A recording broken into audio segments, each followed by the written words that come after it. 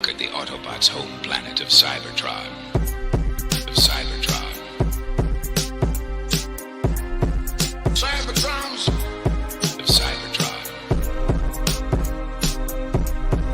Cybertrons. Of Cybertron.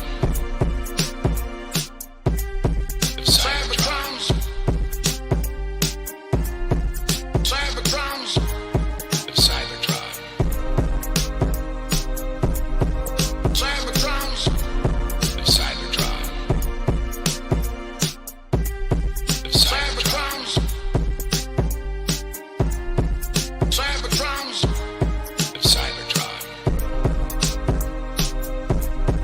Cybertrons. Of Cybertron. Of Cybertrons. Cybertrons. Of Cybertron. Cybertrons. Of Cybertron. Of Cybertrons. Cybertrons.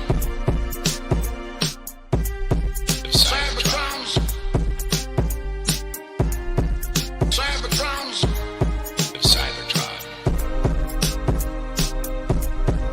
Cybertrons. Of Cybertron. Of Cybertrons. Cybertrons. Of Cybertron. Cybertrons. Of Cybertron. Of Cybertrons. Cybertrons. Of Cybertron.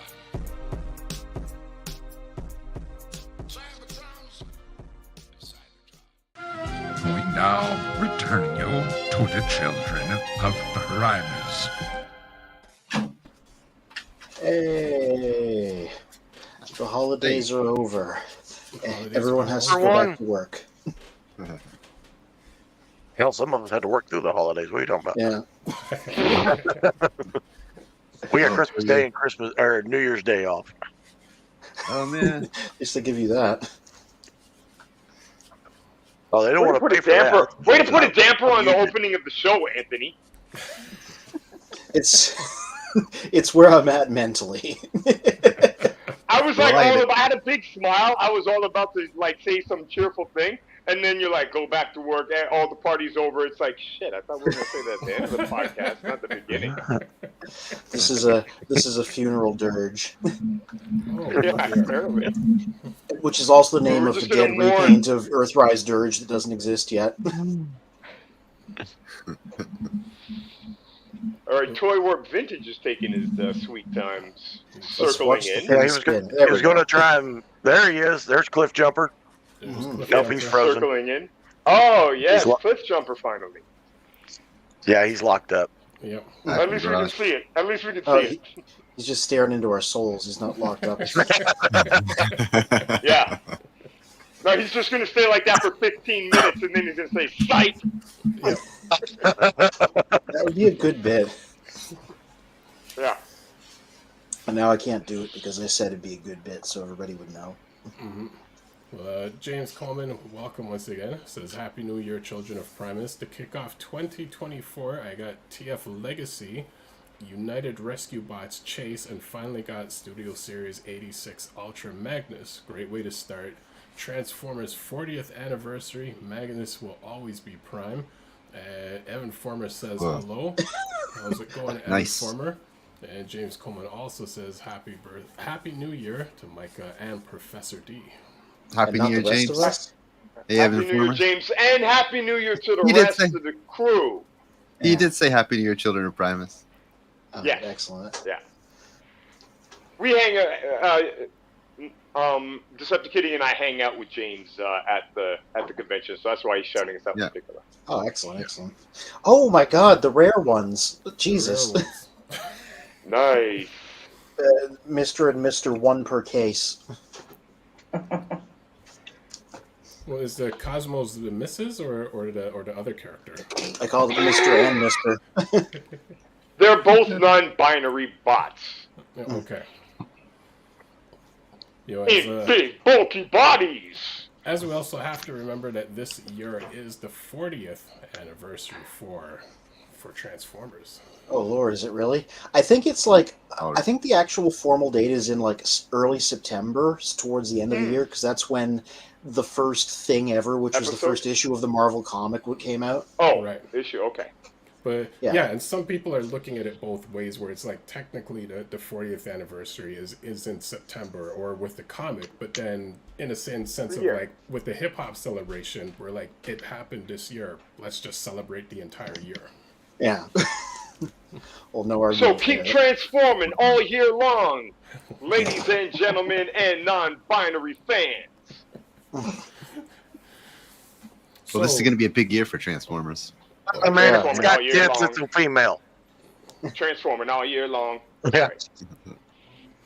So I'm before we- a full believer of the fembots. If it's got tits, it's female. Doesn't mean they have to have sex.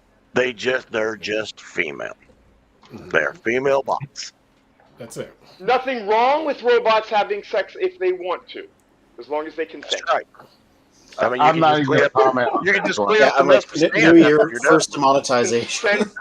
Consent Just matters. get some oil. Get We some made oil it. We soap made at it the 6 end of it, minutes clean into the up first mess. stream. Don't forget, this is not for children. Yeah, right now you That's right. cannot see me blushing. Not for 13 and under.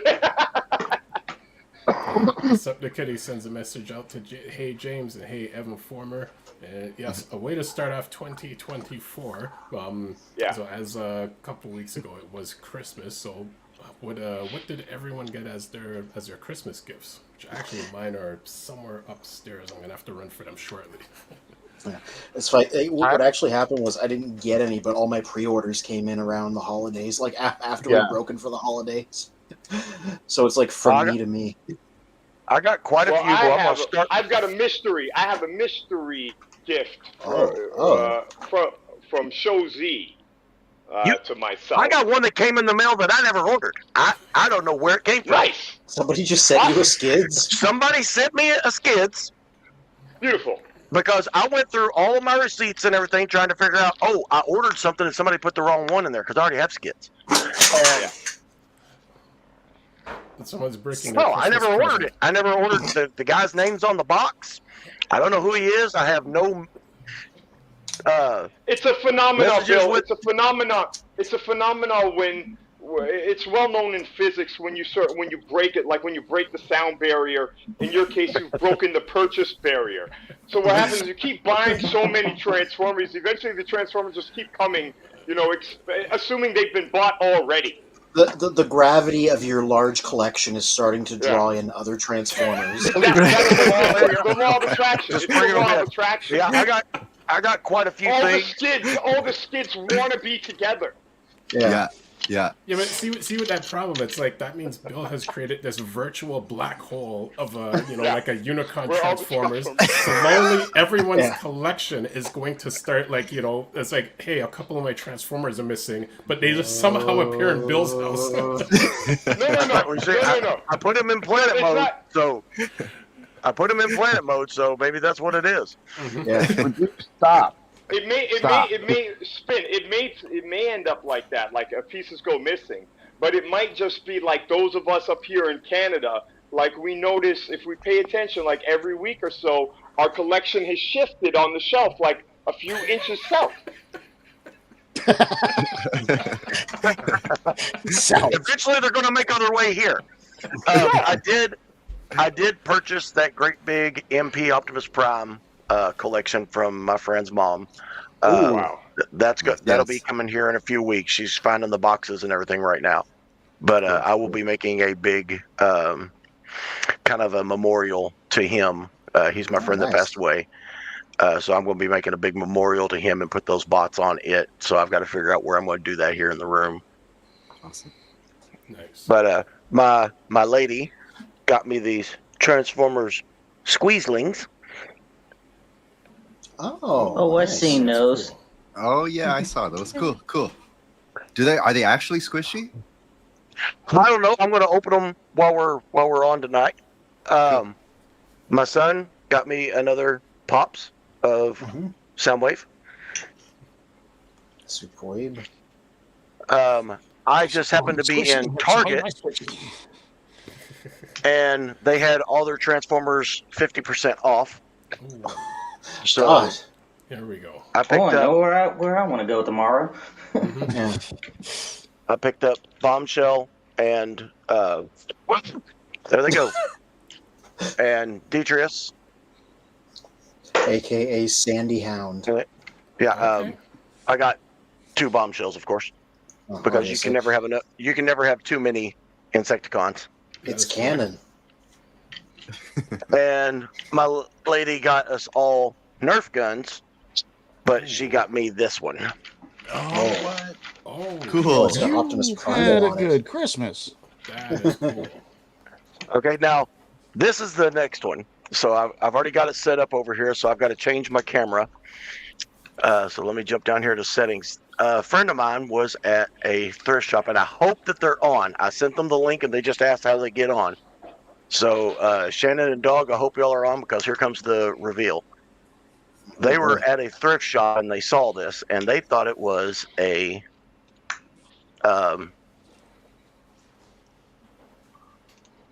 they thought it was a prop for like a cosplay. Well, it's not.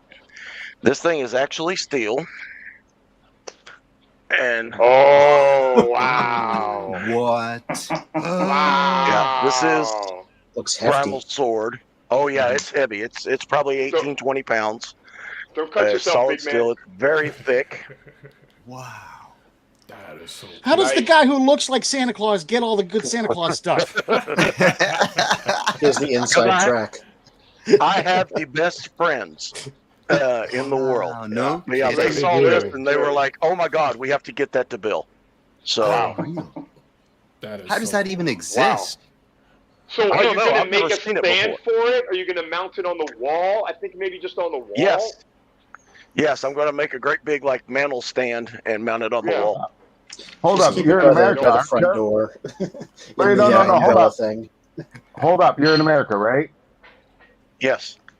So then you just need to make a sheath and put it on your belt and walk around. Oh, hang on, Jason was just. Hang on, that's Jason right there. He just said that he was on. So let me switch back over to the camera and show him again. There he goes. He's on, bro. Shout out to Jason. Shout out to Jason. Yeah. Jason and his wife are the ones that got me this sword. There it is again. There it is. Awesome. Beautiful. So is that the sword from the last night? Yeah. And Age of Extinction, yeah. Okay. Yeah. That is so cool. Can I get close enough? Does it get distorted if I get closer? No, it looks No, good. we can see clearly. Yeah. Looks very intricate. Mm-hmm. Extremely. Wonder if somebody's gonna build a human-sized Optimus to wield that. Actually, you know what? I see something on there. It says you have to give that to Freakenstein.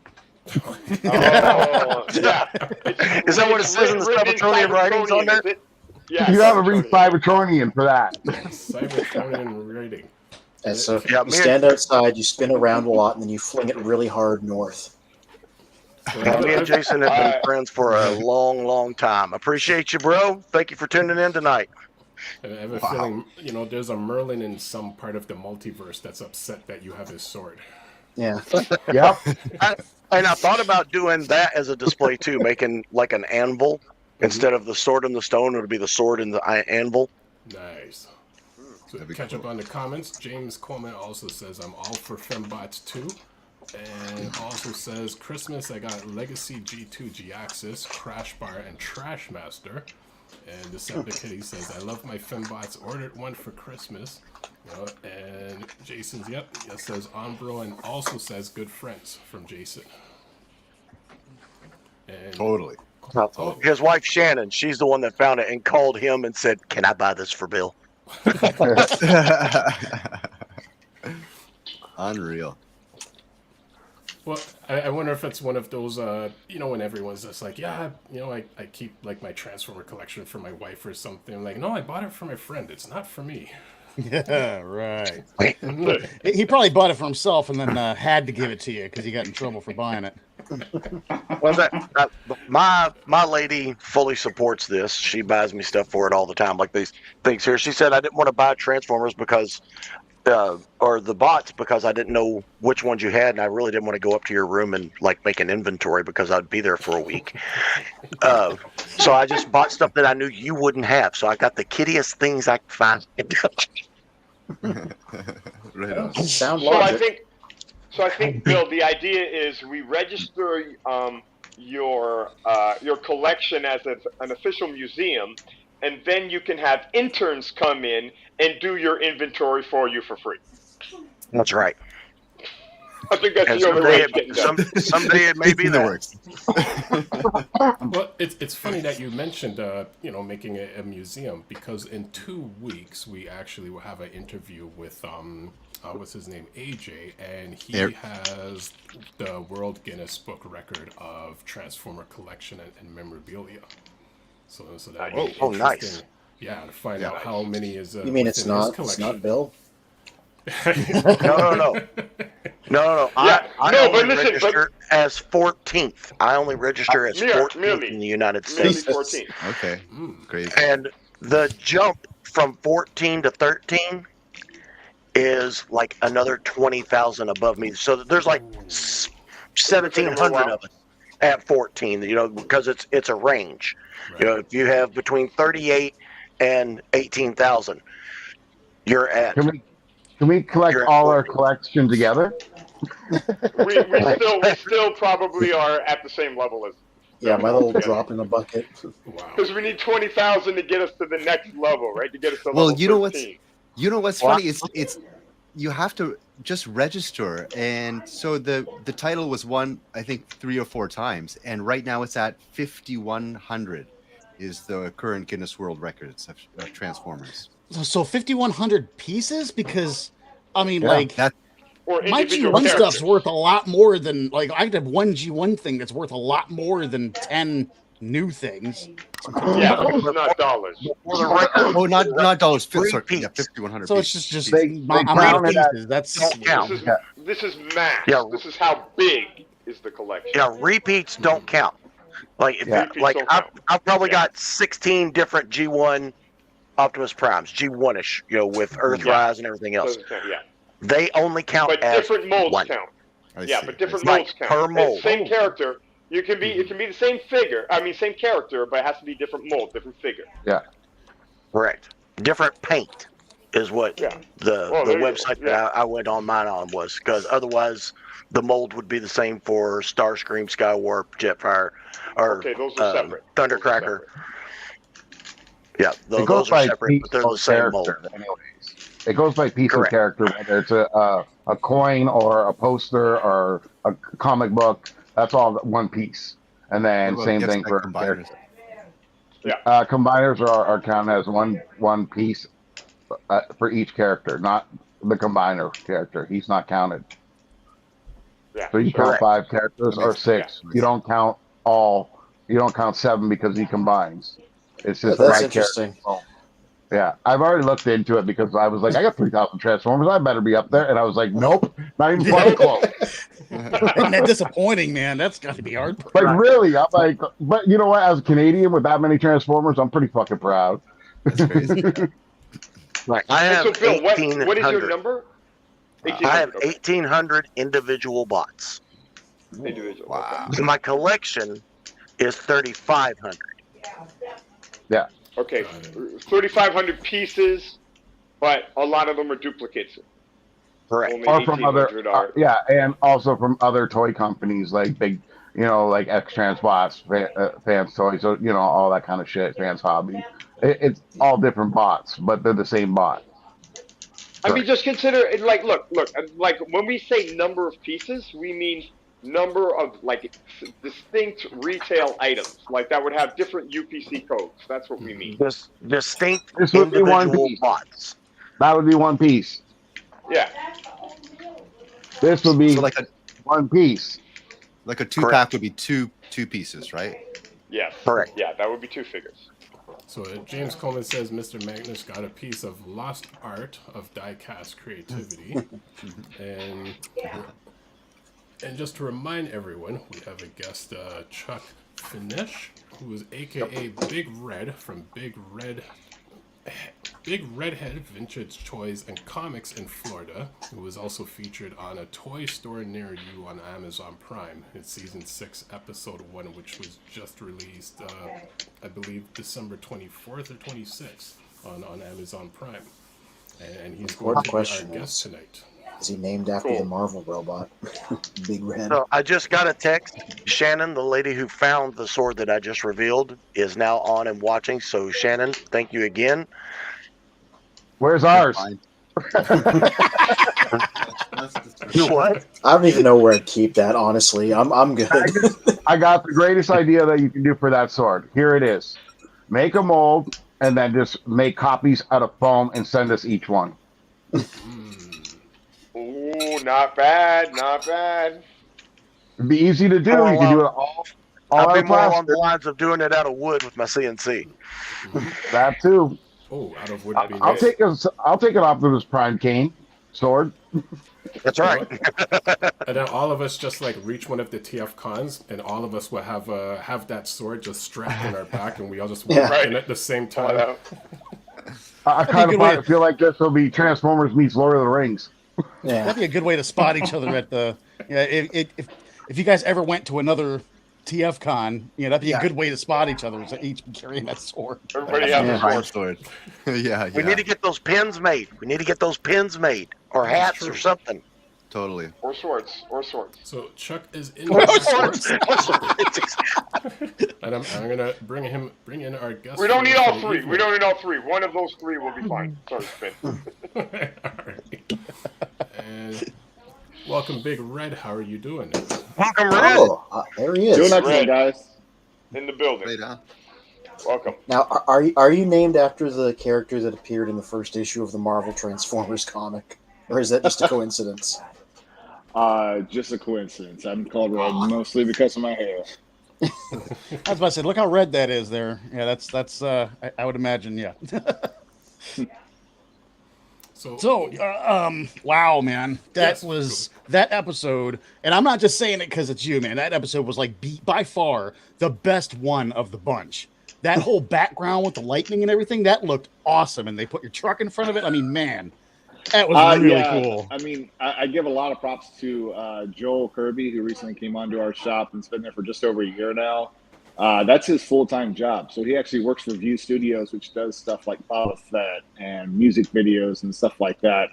And his studio firm allowed us to go out there and do a few shots for the this season. And a lot of props go to Joel on that situation and ringing that all up, because that would never have happened any other ways. Cool. Yeah, it looked amazing. Now, Thanks, I got to say I was a little disappointed because, we've never had a conversation about your van, right? So they said it was a death trap, and they made it sound like they were going to get further into how big of a death trap it is. They cut a lot of stuff out and cut and weaved and kind of. They wanted to do like almost an hour episode on us originally, and they cut it down to like the 30 or 40 minutes or whatever it was on that. They go into the truck and they go into other goofy things too. A lot of funny stuff. But the truck itself, when we first got it, the brakes went out on it. The engine went on it twice. It wasn't a safe big truck to drive around on. And strangely enough, right after we finished filming, someone came into our store and offered us an insane amount of money. So we no longer have that truck in our possession anymore. Oh, jeez. Wow. Cool. Man, you guys don't understand. That has been like a fixture outside the store since I'm pretty sure since he's had a store. Yes. Wow. Crazy. Well, just before it left, you got it immortalized in the show, so it worked out. Exactly. Yeah, that was the sign that it was time to let it go. All of our viewers, give us a quick rundown of the name of your store, where it's located, and what got you into opening the store. Oh, for Red, this is for you. I don't think you heard you. Red, are you hearing Spin? Did you hear his question just now? Oh, that was a question towards me. I do. Yes. I thought it was you are the guest of honor, my to the friend. viewers out there. I did not know you guys are interacting with people, and I don't see the interaction, so it's the first time. Bro, you got the middle square. Yeah. So what was the question again, my friend? Sorry about that. Yeah, so that mentioned the name of your store, where it's located, and what got Sure. you into opening the store. Sure. My store's name is Big Redhead Vintage Toys. It was Big Redhead Vintage Comics, but we kind of moved out of the comic realm and more into the toy realm. We still sell vintage comic books, but we're kind of phasing that out of the business. Comic books are kind of declining to sell, and toys seem to be really what's popular and keeping us afloat more than anything else. We started about almost 9 years ago now, selling comics and toys. And before that, before actually having the storefront itself, I was selling comics and toys at like conventions and stuff. I did that for like 3 to 4 years before I actually decided to go ahead and just figure out and do a brick and mortar store. Were you doing the conventions and everything when I came to your house? Before you had the store, I came to your house to buy a Mega Supreme. Yes, I was doing conventions way before that, probably about 3 to 4 years before that. And right before I opened the brick and mortar, I tried selling a few things out of the house for a short period of time, like on the weekends and stuff like that, after my job would allow me. And then, kind of moved into brick and mortar after that, never looked back. Far out. That's cool. That was funny how Mrs. Red was telling the story about your convention routes there. Yeah, she had she does a lot as far as like pushing me to go farther and do these things. She's really the one that really pushed me into getting the brick and mortar set up and stuff like that, and just kind of continuing that dream that I wanted to do. But yeah, she did not have any fun driving that big old truck to any of those conventions. It was very scary at times. Well, you pulled through really well. Thank you. Yeah, it's awesome. Red, not to interrupt you, but Freakenstein is trying to offer you a beard massage. In his patented technique. That is cool. So cute. That's the cutest thing. That's what the beard is for. That's what the beard is for. Look at this. That is fantastic. Look at this. I'm telling my mom to look at the screen right now.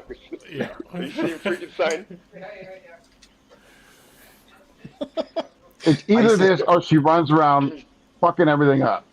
No, that's fine. Isis can have her own segment. Cat is combing his 100%. beard. Yeah. Yeah, that's the ear. The cat's ear is in the corner. You can see it's like just staring at his beard. Just Oh, it is. yeah, no. I didn't know if it was a cat or a dog. Just laser focused. Yeah. Yeah, I didn't want to interrupt you, Red, but I was like listening to you, and I'm like watching this. I'm like, is this real? Like, what's going on over here? Adorable.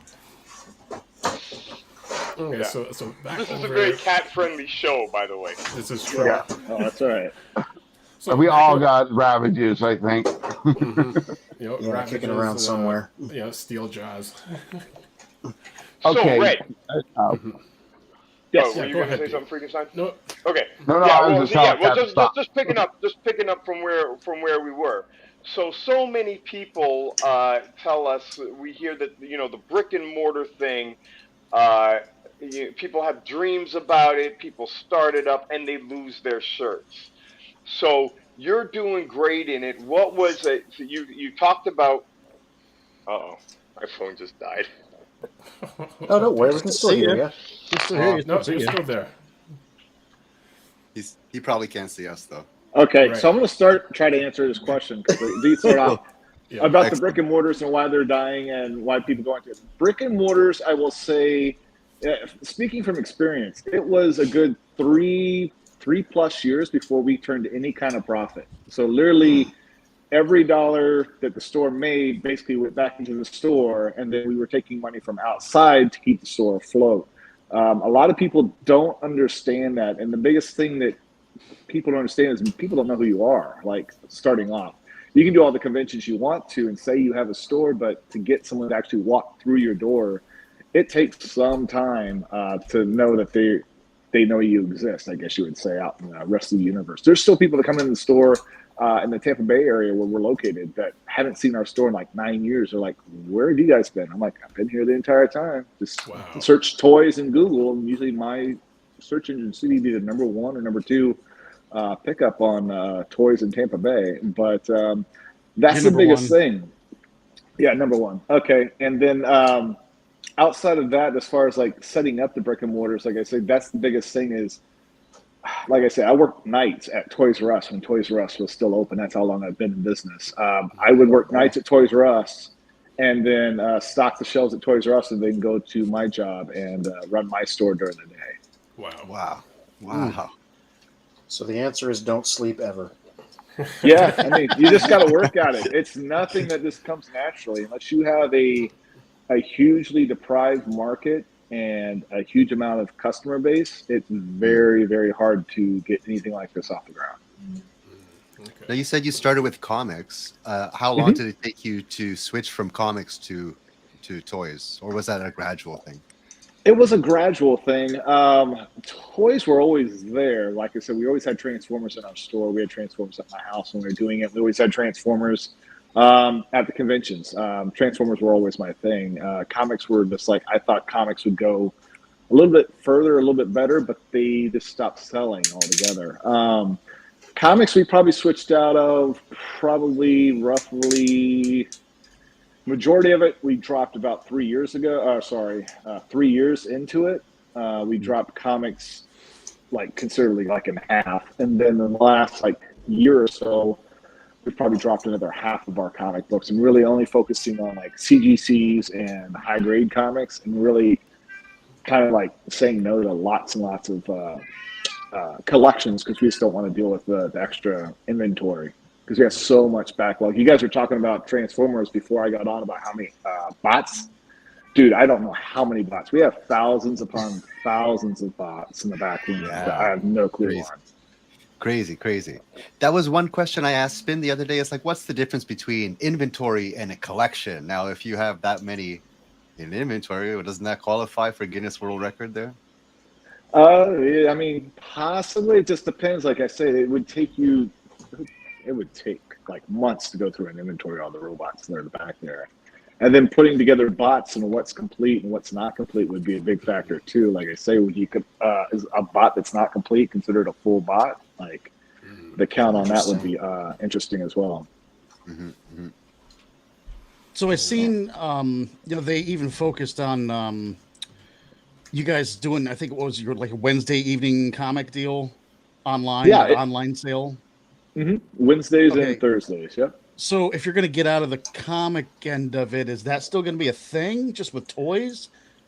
I'm asking because I see a lot of the toy groups. I watch a lot of the online auctions, and they seem to do pretty damn good. They were doing great during COVID. It has calmed down considerably, even to the point where, like last week, we did very, very few sales. But it's usually the same 7 to 10 people to get on, and everybody is kind of like, it's like this group here. Everybody kind of knows everybody, and we just have a good time. We talk about pop culture, and we sell comic books while we do it. So, do I see it declining? Yeah, it's declining. People have told us to try to move into like a whatnot field or something like that, and we just continually stay with Facebook for whatever reason because it's free, easy, and we know what we're doing there. But eventually, we'll probably have to choose like one of those other markets if we want to keep doing it. Yeah, my brother does whatnot. He just like right now he just did a drawing on one of them Funko Pops. Like he took the box apart and actually drew the actual character properly, and he got $200 for it. Yeah, so, it's surprising. On whatnot, right? Yeah, on whatnot. He's actually like he started selling his cards for like $20. Now he's selling them for like $60-$80. So. Yeah, he draws his own cards, like his own Marvel, DC, and all that kind of stuff. Oh, nice. Not easy being a freelance artist these days. No, it's not. So I got one more reveal. I also got a Transformers 2024 calendar. Oh, perfect. Sweet. Super important. Start of the year. Cool. I'm minus my calendar now. You just made me remember I got to buy a freaking calendar. Quickly catch up on the comments. James Coleman says more like King Arthur and Knights of the Round Table, referring to the sword. Jason says Shannon walked around the store with the sword, playing with it before calling me for purchase. Professor D said, sorry guys, battery died without warning, so hopefully he can jump back in. Shannon also says, I played with that sword for about 20 minutes running through the store like a fool. Well, why would you not? Exactly. That just means you're human. Yep. And RJ Eagle says, Happy New Year, gang. Looking forward to the new year. Now, would you say 2023 was a better year than 2022 for Transformers-wise? And actually, let me throw that question over to you, Red. What, in a sense, was 2023 better than 2022? Or what year, since owning the store, has been good for you in regard to Transformers? Oh, man, I don't know. That's a solid, good question there. Talking new releases or Transformers in general, because new releases, I think this year before was kind of slightly better than 2023 as far as some of the releases that came out, especially with that. Was 2033 the Titans Metroplex Armada thing or whatever? It was horrible. Sorry, no, it was a fold up Metroplex. I think that was 22. Oh, yeah. Yeah, that was not great for me as far as Titans. The Arc was okay, as long as you leave it in Arc form in the spaceship mode. But yeah, those are just my opinions. I like the Nemesis. I did like Nemesis last year. That was a nice one. But like some of the smaller bots, there were definitely some cool ones out there. Yeah, it's a toss-up. I don't know what would be better or worse. I just really did not like that Metroplex Legacy they put up there like a year or two ago. I can't remember which year it was. Other than that, I've been kind of like impressed with everything since basically Combiner Wars all the way through the current runs. Everything's really coming out. There's a few duds in the release cycle, but for the most part, I think a lot of stuff's just good because they're getting a little bit of what collectors like. They're giving a little bit what people from the movies like, as far as movie Transformers, which I'm not a fan of, but other people are. And yeah, they're giving a little bit for everybody, and I think it's kind of cool. Like the last 5 or 6 years have been the best years for Transformers, bar none. Yeah. Cool, that's cool. I keep thinking about how there's so many like that Metroplex and a lot of the upcoming tidal wave and stuff where the kids who grew up on early 2000s Transformers are of collector's age now, so we're seeing all these things that are specifically targeted to them. Yep, I agree. I do like that tidal wave. That looks amazing. I do hope it's a Yeah. mass release and not just a San Diego Comic-Con release. It seems to be mass released from what we can tell. Gotcha. Well, I guess another question for you, Red. What is the age range of customers that come through the store? That's a good one because people would think it's kids, but it's actually not. It's usually people between like the 30s and 40s. More times than not, we have a handful of people in the 50s. But my bigger collectors are a little bit older. They're in their 40s and maybe low 50s. Then everybody else is like in their late 20s to 30s. We have a handful of kids, and usually the kids that come in are from their parents that come in that they're buying already. We don't get a lot of like parents that don't know what's going on when the kids come in to buy like Transformer toys. They know exactly what they are and can help them out for the most part. We don't get a lot of like lost moms or lost dads that are out there like, what's an Optimus? Like, no, they know exactly who the characters are, and they're kind of directing the kids to buy the toys. So it's kind of like parents highly influencing kids on buying the toys now because kids really, I kind of mentioned it in the show too, like kids want to play more video games and be more social media and stuff like that. They have no imagination to play with toys or anything like that anymore, it seems like.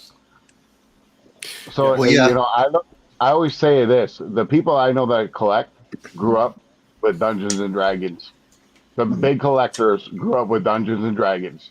For some reason, it's that era of life that it made us get our imaginations going. And like, even if you didn't play it, someone that played it, they're talking about it all the time, and they're like, "Oh, I was this and that," and you know, all of a sudden we're getting all these toys, we're getting all this stuff, and it's like now we're really using our imagination. So yeah. We're still collecting to this day. I'm 45, still collecting. Ronald Reagan's deregulation. I just turned 50, and I still play D&D. See, it's the D&D era. I think it's the 80s, late 70s through the mid 80s era. Yeah. I know a few summers ago I actually bought a D&D set to play with my nephew because I found that he would do a lot of imagination play because he likes buying Nerf guns and foam swords and whatnot. So these kids into video games, but mainly a lot of it's by me and his dad, not his mom. I do Transformers and Pokemon, and his dad does Star Wars and wrestling. If we're looking at I was in it when the big 700 Club thing was going on. We were all a bunch of Satan worshipers, and that was our highway to hell right there. We were all going to burn. If you let your kids play with this stuff, you're going to send them straight to hell. Okay, but you know what? You guys had that, but we had consumers. And my parents went, but they're so quiet while they're doing that, and we get to get things done. They're down in the basement for hours. What were you going to say, Deceptikitty?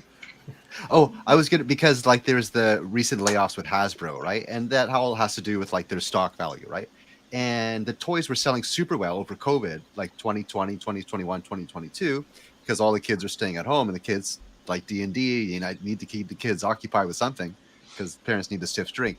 But in 2023, the sales were kind of poorer, right? People were going out more, kids were going out, they're not stuck at home because of COVID. And yeah, as a result, their stocks plummeted and they had to do all these layoffs.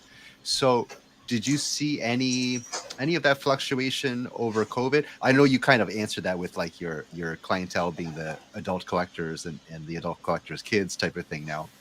But did you think that there was some influence from COVID influencing more people to collect? And then, yeah.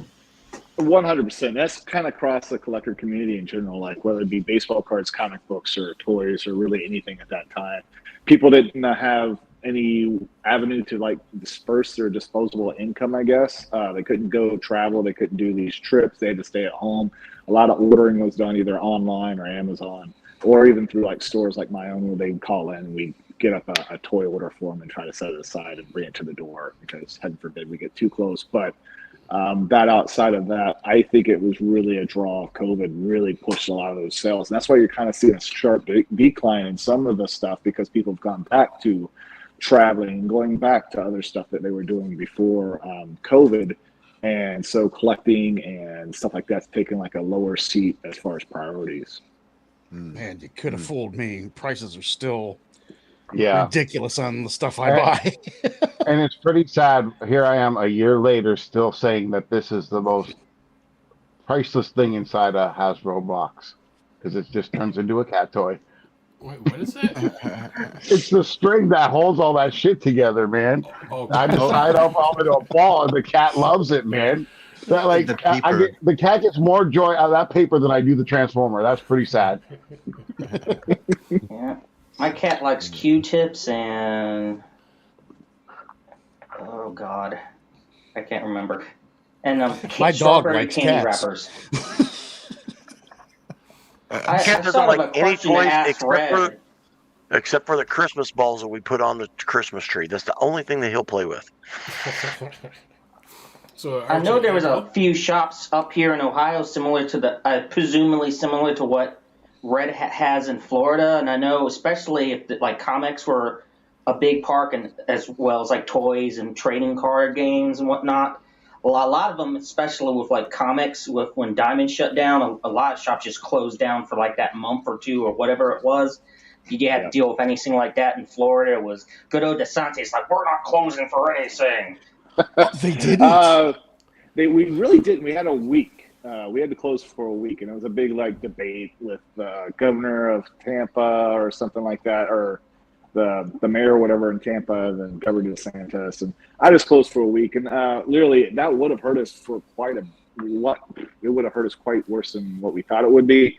But we did have a big superstar that we do talk about in the show, and he came through and spent a dumb amount of money to get us through the week or two we had to close technically. We could go out and deliver stuff, but we couldn't have people come in our store for some reason for a week or two. Deliveries and stuff, deliveries didn't happen, and buying didn't happen. So we couldn't get anything new in the store. It's basically just selling off back stock and putting together stuff that we could put out to the shop. There wasn't nothing really coming in all that much or frequently. Hasbro's what do you call it? Distribution thing was horrible, and it's really not ever gotten any better. It's like 3 years later, 2 years later now, and the dates are all over the place. If you guys have seen that, arrival dates and stuff, they'll say it's arriving in April and then it shows up in January, or they'll say it's arriving in April and doesn't show up till like September. It's horrible, and it's horrible for us too selling newer Transformers because we can't ever tell people when to expect these toys. We have no idea. Wow, that bad, eh? Holy cow! I'm curious, as a shop purchasing items from like a from Hasbro or whatnot, do you guys only pay until once they get the item in, like a regular consumer, or do you guys just pay upfront, they charge it, and then you receive it whenever you receive it? It's weirdly a weird twofold. Most of the places like NECA and some of the other distributors we can deal with directly. Hasbro is like one of those ones you had to deal with through a third party, or like through the there's an access site where you can get in like to order things that haven't been released from Hasbro and get them directly from Hasbro. It doesn't make sense. You can't pre-order new things from Hasbro. You have to have like it's a whole lot of politics and stuff. Anyway, to answer your question as far as ordering and stuff like that for any distribution sites, we have to basically put in the orders. Now, we're not required to pay like a Kickstarter right when we put out in our order. We get taken money as soon as the item ships to us or is in their inventory to ship to us. That being said, let's say if they don't get it for 6 months, and I'm seeing everybody else in the world's already gotten it, and it's been like 6 months and I still haven't received it, if I gotta try to go in there and cancel that order, regardless if I cancel it right after I made it or 6 months and I still haven't received it, I get charged 15% of what it would cost me to do that. So it's a big kick in the you-know-whats to do that. Wow. Ouch. Financial pants. I don't feel so bad about consumer pre-orders now. No, yeah. That's interesting.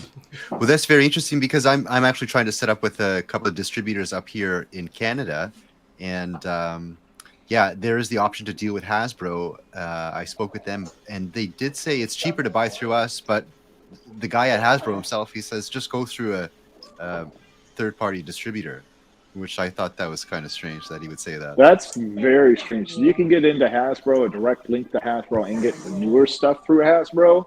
100% do it, because that's a line that's slowly drying up. They don't like doing that very often. They used to only do that if you would meet like small brick and mortar stores like myself. They wouldn't really meet with people or even hear anything unless you had some type of direct contact within Hasbro or could somehow filter your way through the distribution sites. The distribution sites are going to be like stranglehold on that type of thing. So if you can go around the distribution sites, 100% try to, because it's very hard to do that. Cool. Well, my way around that is that I'm contacting them through like an existing store, like it's a electronics repair store, and we also sell toys. So instead of starting up fresh as a toy store, I'm trying to add some toys to this existing electronics store. Gotcha. And they seem to be playing ball. They seem to be open with it, but their website for wholesaling in Canada was down over Christmas. Yeah, they put it down, the wholesaling site that we have too, that we get the leftovers. I call it the leftovers from Hasbro. It was down too during Christmas. They closed like a couple days before Christmas, and they didn't open until like Monday or Tuesday of this week. So they were closed for like a week or so, and surprisingly enough, the really hot items they had right before Christmas are now all gone. You can't buy any of the really hot items because they're all dried up, or they ship them out to the other distributors. And the reason I call it like the backup site for Hasbro is because, like I say, you can't go on there and pre-order anything. It's just whatever is in the warehouse that they can't sell right away, or they haven't had the orders go out on, hey, you can grab something real quick. And that's literally what it is. It's a grab bag. It's like going to a Ross, but like for distribution. Oh, God. Jeez. We here in Canada hear legends of these Ross scores. We do not have those up here. It's this mythical place where you can just find everything for like $5. Between Yeah, Ross pretty and much.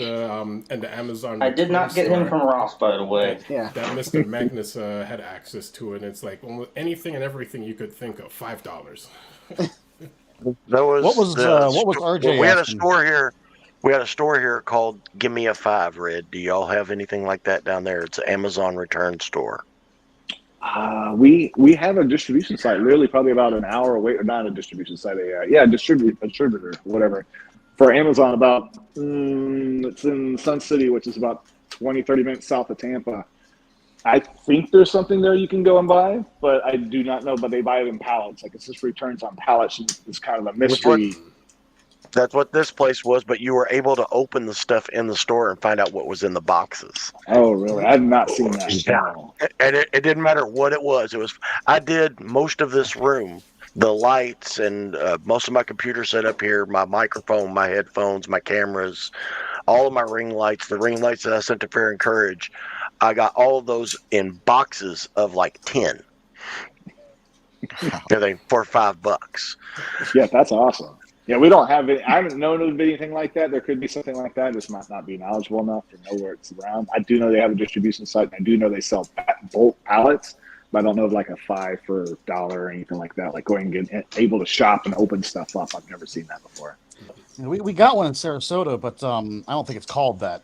I mean, it's the same premise, but what was RJ asking there? Yeah, right there. Here it is. That was interesting to me. So there's a question for Big Red from RJ Eagle, one of our regular viewers. Do you end up having many shelf warmers or overstock from purchasing too many units of a certain transformer?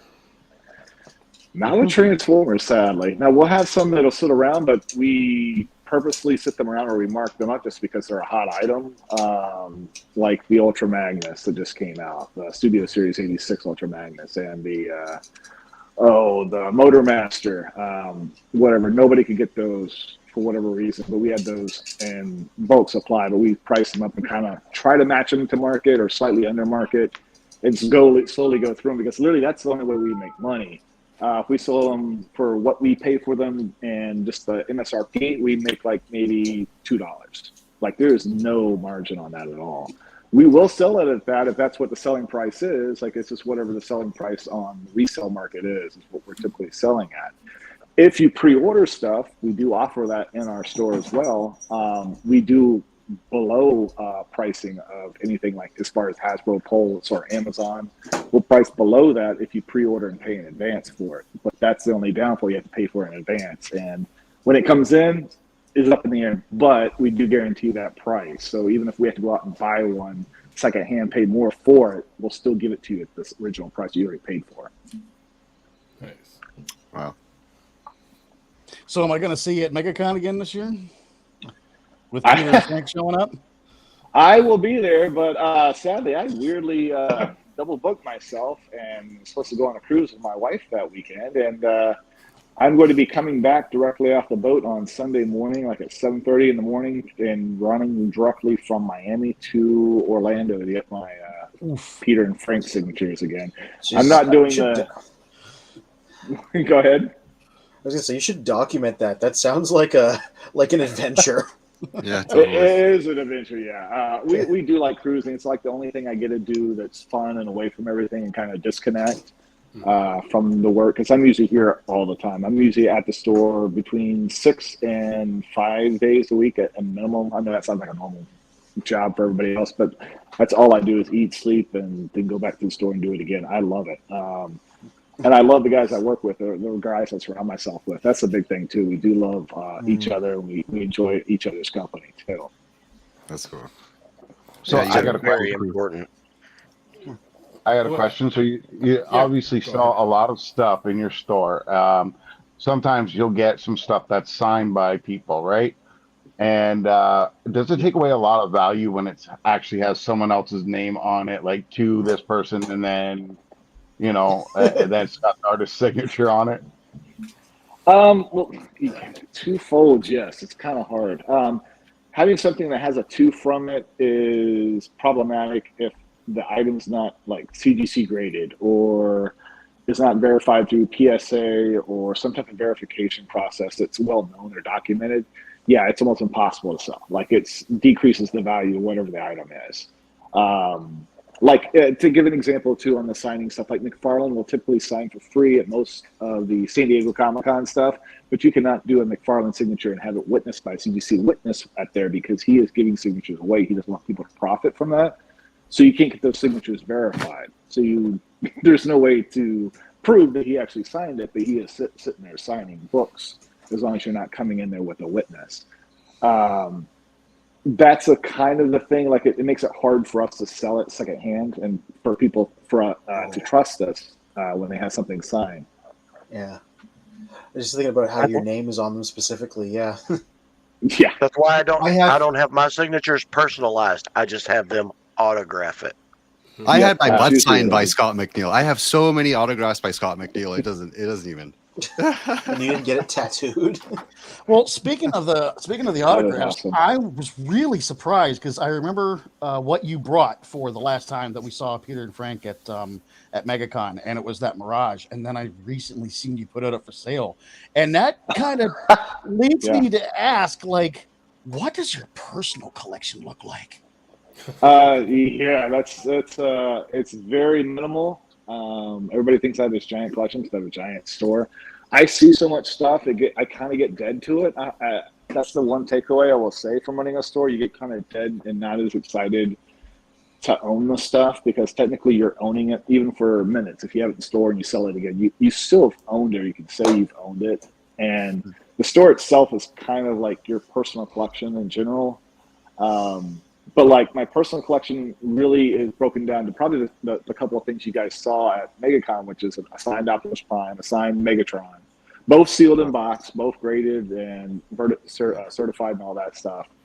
And then like a signed Canadian Redfoot Optimus Prime, a signed Mirage. The Jetfire 85 was part of my collection. I've kind of I've taken that one back and put the Mirage back out for sale. So like the very few toys I do have, like if I put something out that's my personal collection, I'll put it out and then I'll usually pull something else back and it's replaced. Like I say, I usually keep it down to like 4 or 5, maybe 6 Transformer toys and probably like 20 or 30 comic books that are all still high end. Wow, I didn't see that coming. So Brad, I've got something here that everybody here has seen and we can't get any answers for it. I want to know if you've ever seen this. Yeah, it's a mystery.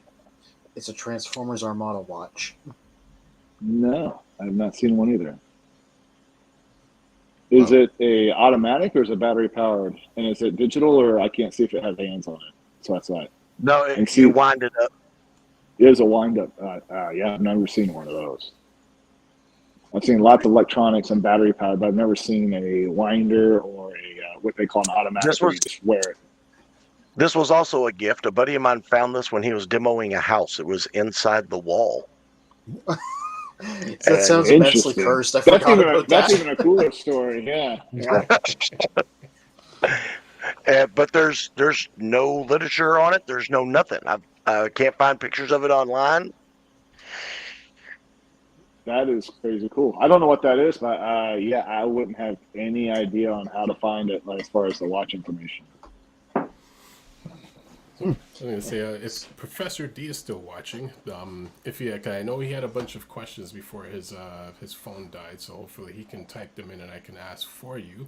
And just before I get into another question, there's a couple gifts that my lady got for Christmas. Let's see. Oh, nice. Yes, that is one of them. And it hangs on my tree. Yep. Yeah. There we go. And see if I can get this into view. Oh, that's a Marvel. That is. I recognize that art. That's Optimus from the last issue of the Marvel comic when he came back in his Action Master body. Yeah. Yeah. Okay. Cool. That's some good art. That's some pretty cool green screen effect too. Yeah, that guy we can see through. Let me turn that off there for a second. You're gone. Oh, that's much from the better. Protectobots. Yeah, that's even funnier. There we go. And this as well. What is that? I'm surprised you don't know what that is. I was expecting you to have an answer for it. Well, blow it up and maybe let me squint. So that's an evergreen packaging, but I can't quite see close enough. Oh, okay, yeah. That is Cyberverse Battle Call Bumblebee. The idea is you make noise and that'll flip down on him once you have it all set up automatically out of the packaging. So you scream at him and he transforms? Yeah, like that's actually how it works. What? Yeah. That's as stupid as those rubber band transformers, man. Hey, it's unique. I'd never seen that before. You yell at him, and then the blue thing that was covering him like flips down. What are you talking about? I yell at Robus and Optimus Prime all the time, and he does stuff. Yeah, well, this is the version that most people can actually afford.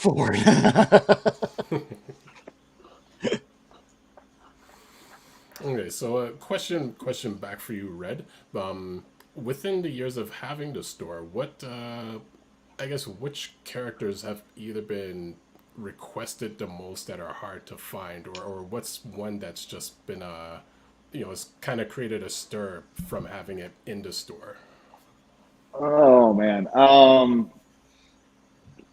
it'd have to go into like toy lines and toy groups and lots of subdivisions and years and everything like that. I would say the four most sought after characters is weirdly Soundwave, Shockwave, Starscream, and Megatron. It's almost all bad guys. Yep. Optimus Primes and Bumblebees are made dozens of. Toy Warp below me approves.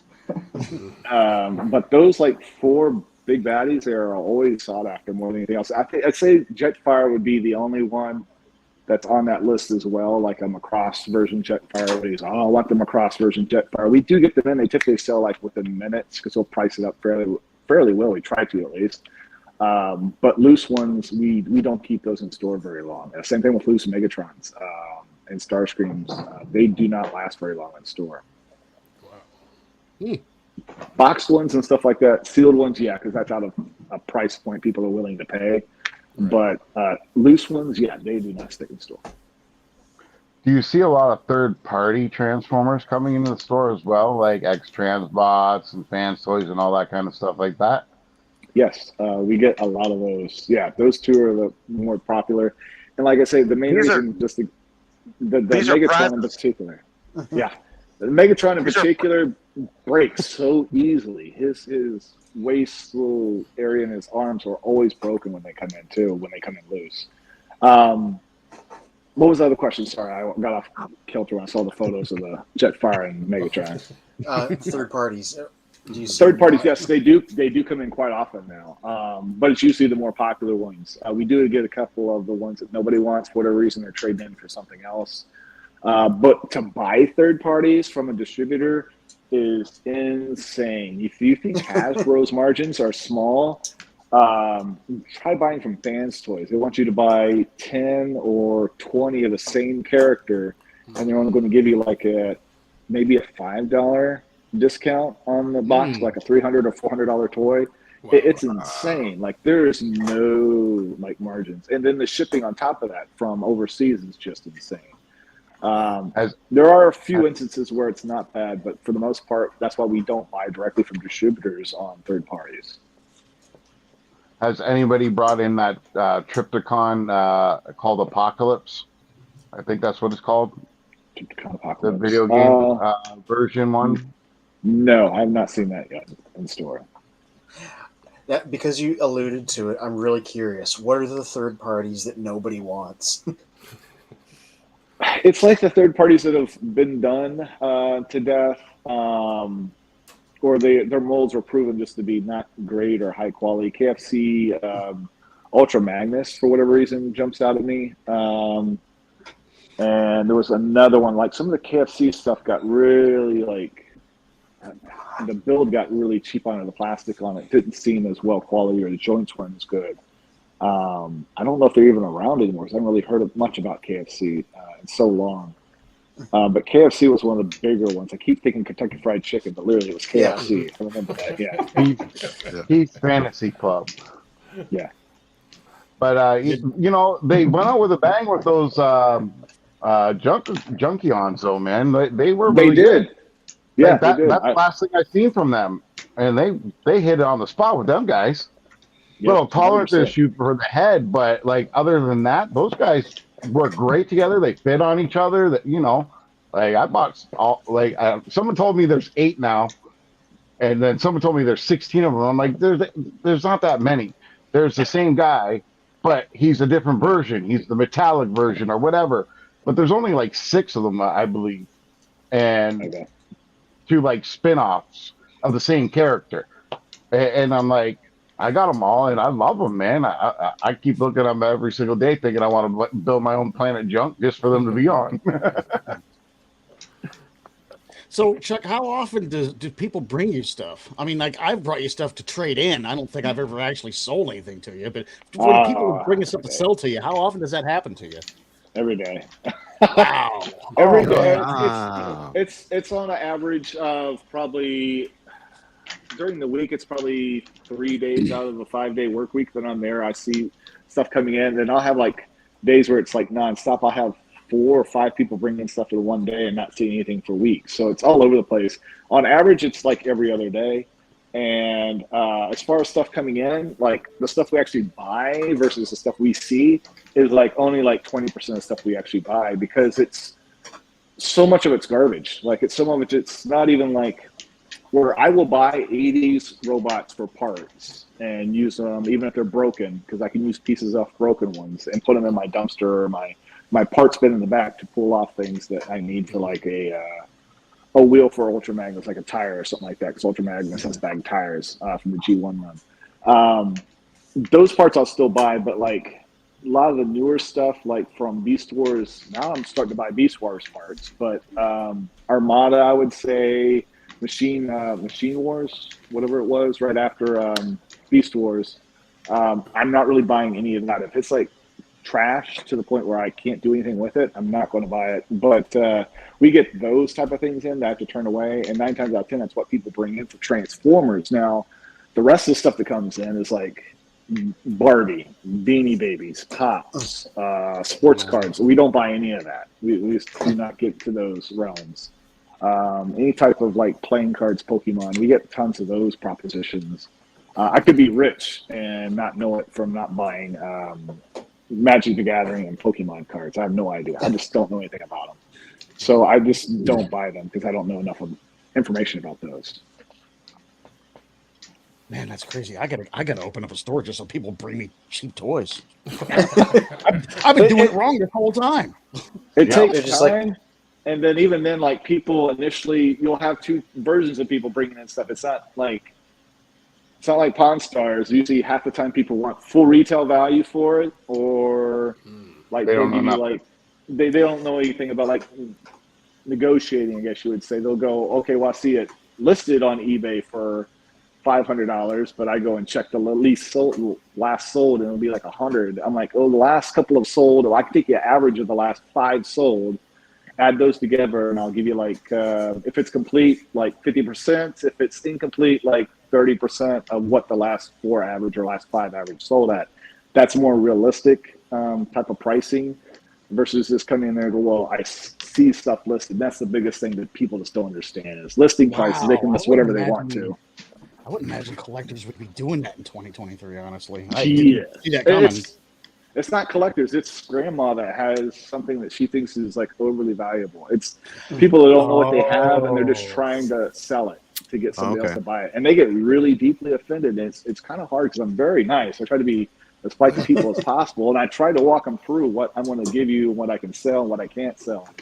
Right. But sometimes they just think that their stuff's super gold or sitting on gold. I get Beanie Baby calls where people have yelled at me because they had the Princess Di doll. You don't understand. I'll sell it to you for $100. It's worth $10,000. I'm like, I don't want it. Period. Like, I'm not interested in it. You know what? I keep on thinking that But it's not worth Funko that Pops in my are going to be store. Beanie Babies.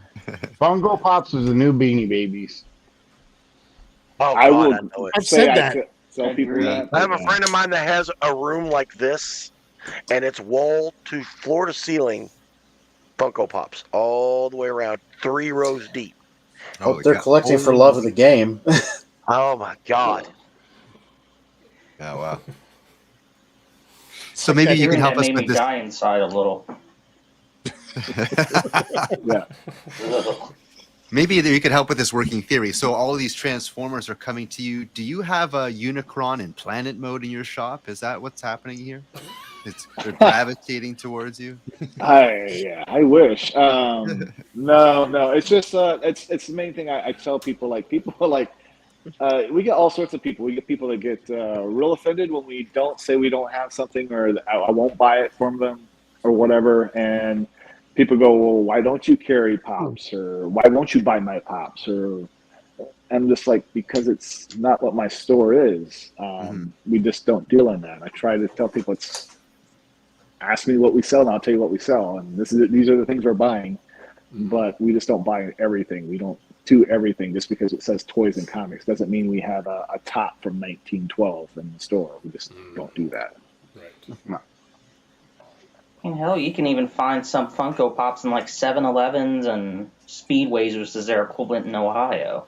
So it's like, come on. It's like, Yeah, It's but the aren't new those, Beanie aren't Babies. those the ones They're that, like everywhere. Anthony's explained before that are, you know, they give like a Slurpee theme or some kind of 7-Eleven theme to them?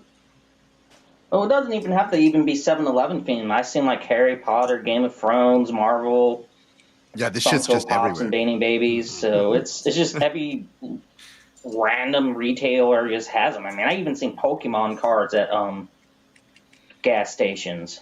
At Yeah, I've seen some at Circle 7-Eleven K. yesterday. Yeah, that was So weird. actually, let me quickly catch up on the comments. Professor D in reference to Mr. Magnus's watch. The watch Yeah. was hidden and remains unidentified because it is a real Decepticon watch. Yeah. I have a Look for it sneaking out of your Transformers house. And Deceptikitty says that's an awesome T-shirt. Andy Wildman artwork. Yeah, he was on the book right at the end. Yeah, RG Eagle said that's a cool Cyberverse Bumblebee. Gotta get one. Speaking of Roboson like bots, did you guys buy the Target transforming Chubby Prime with Peter Collins voice effects? Was on sale recently. I saw That's the that. one from that I saw amazing that. video somebody took at like a TFCon where the two of them were like squaring off against each other, and the chubby one just spun around, and then the Roboson tried to kick it and then just fell over.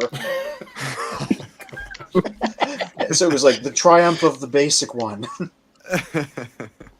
And Charlie C, one of our members as well, in the comments he Yeah. said KFC is still around. They released the blaster cassettes like Ramhorn. Okay. Yeah, but that was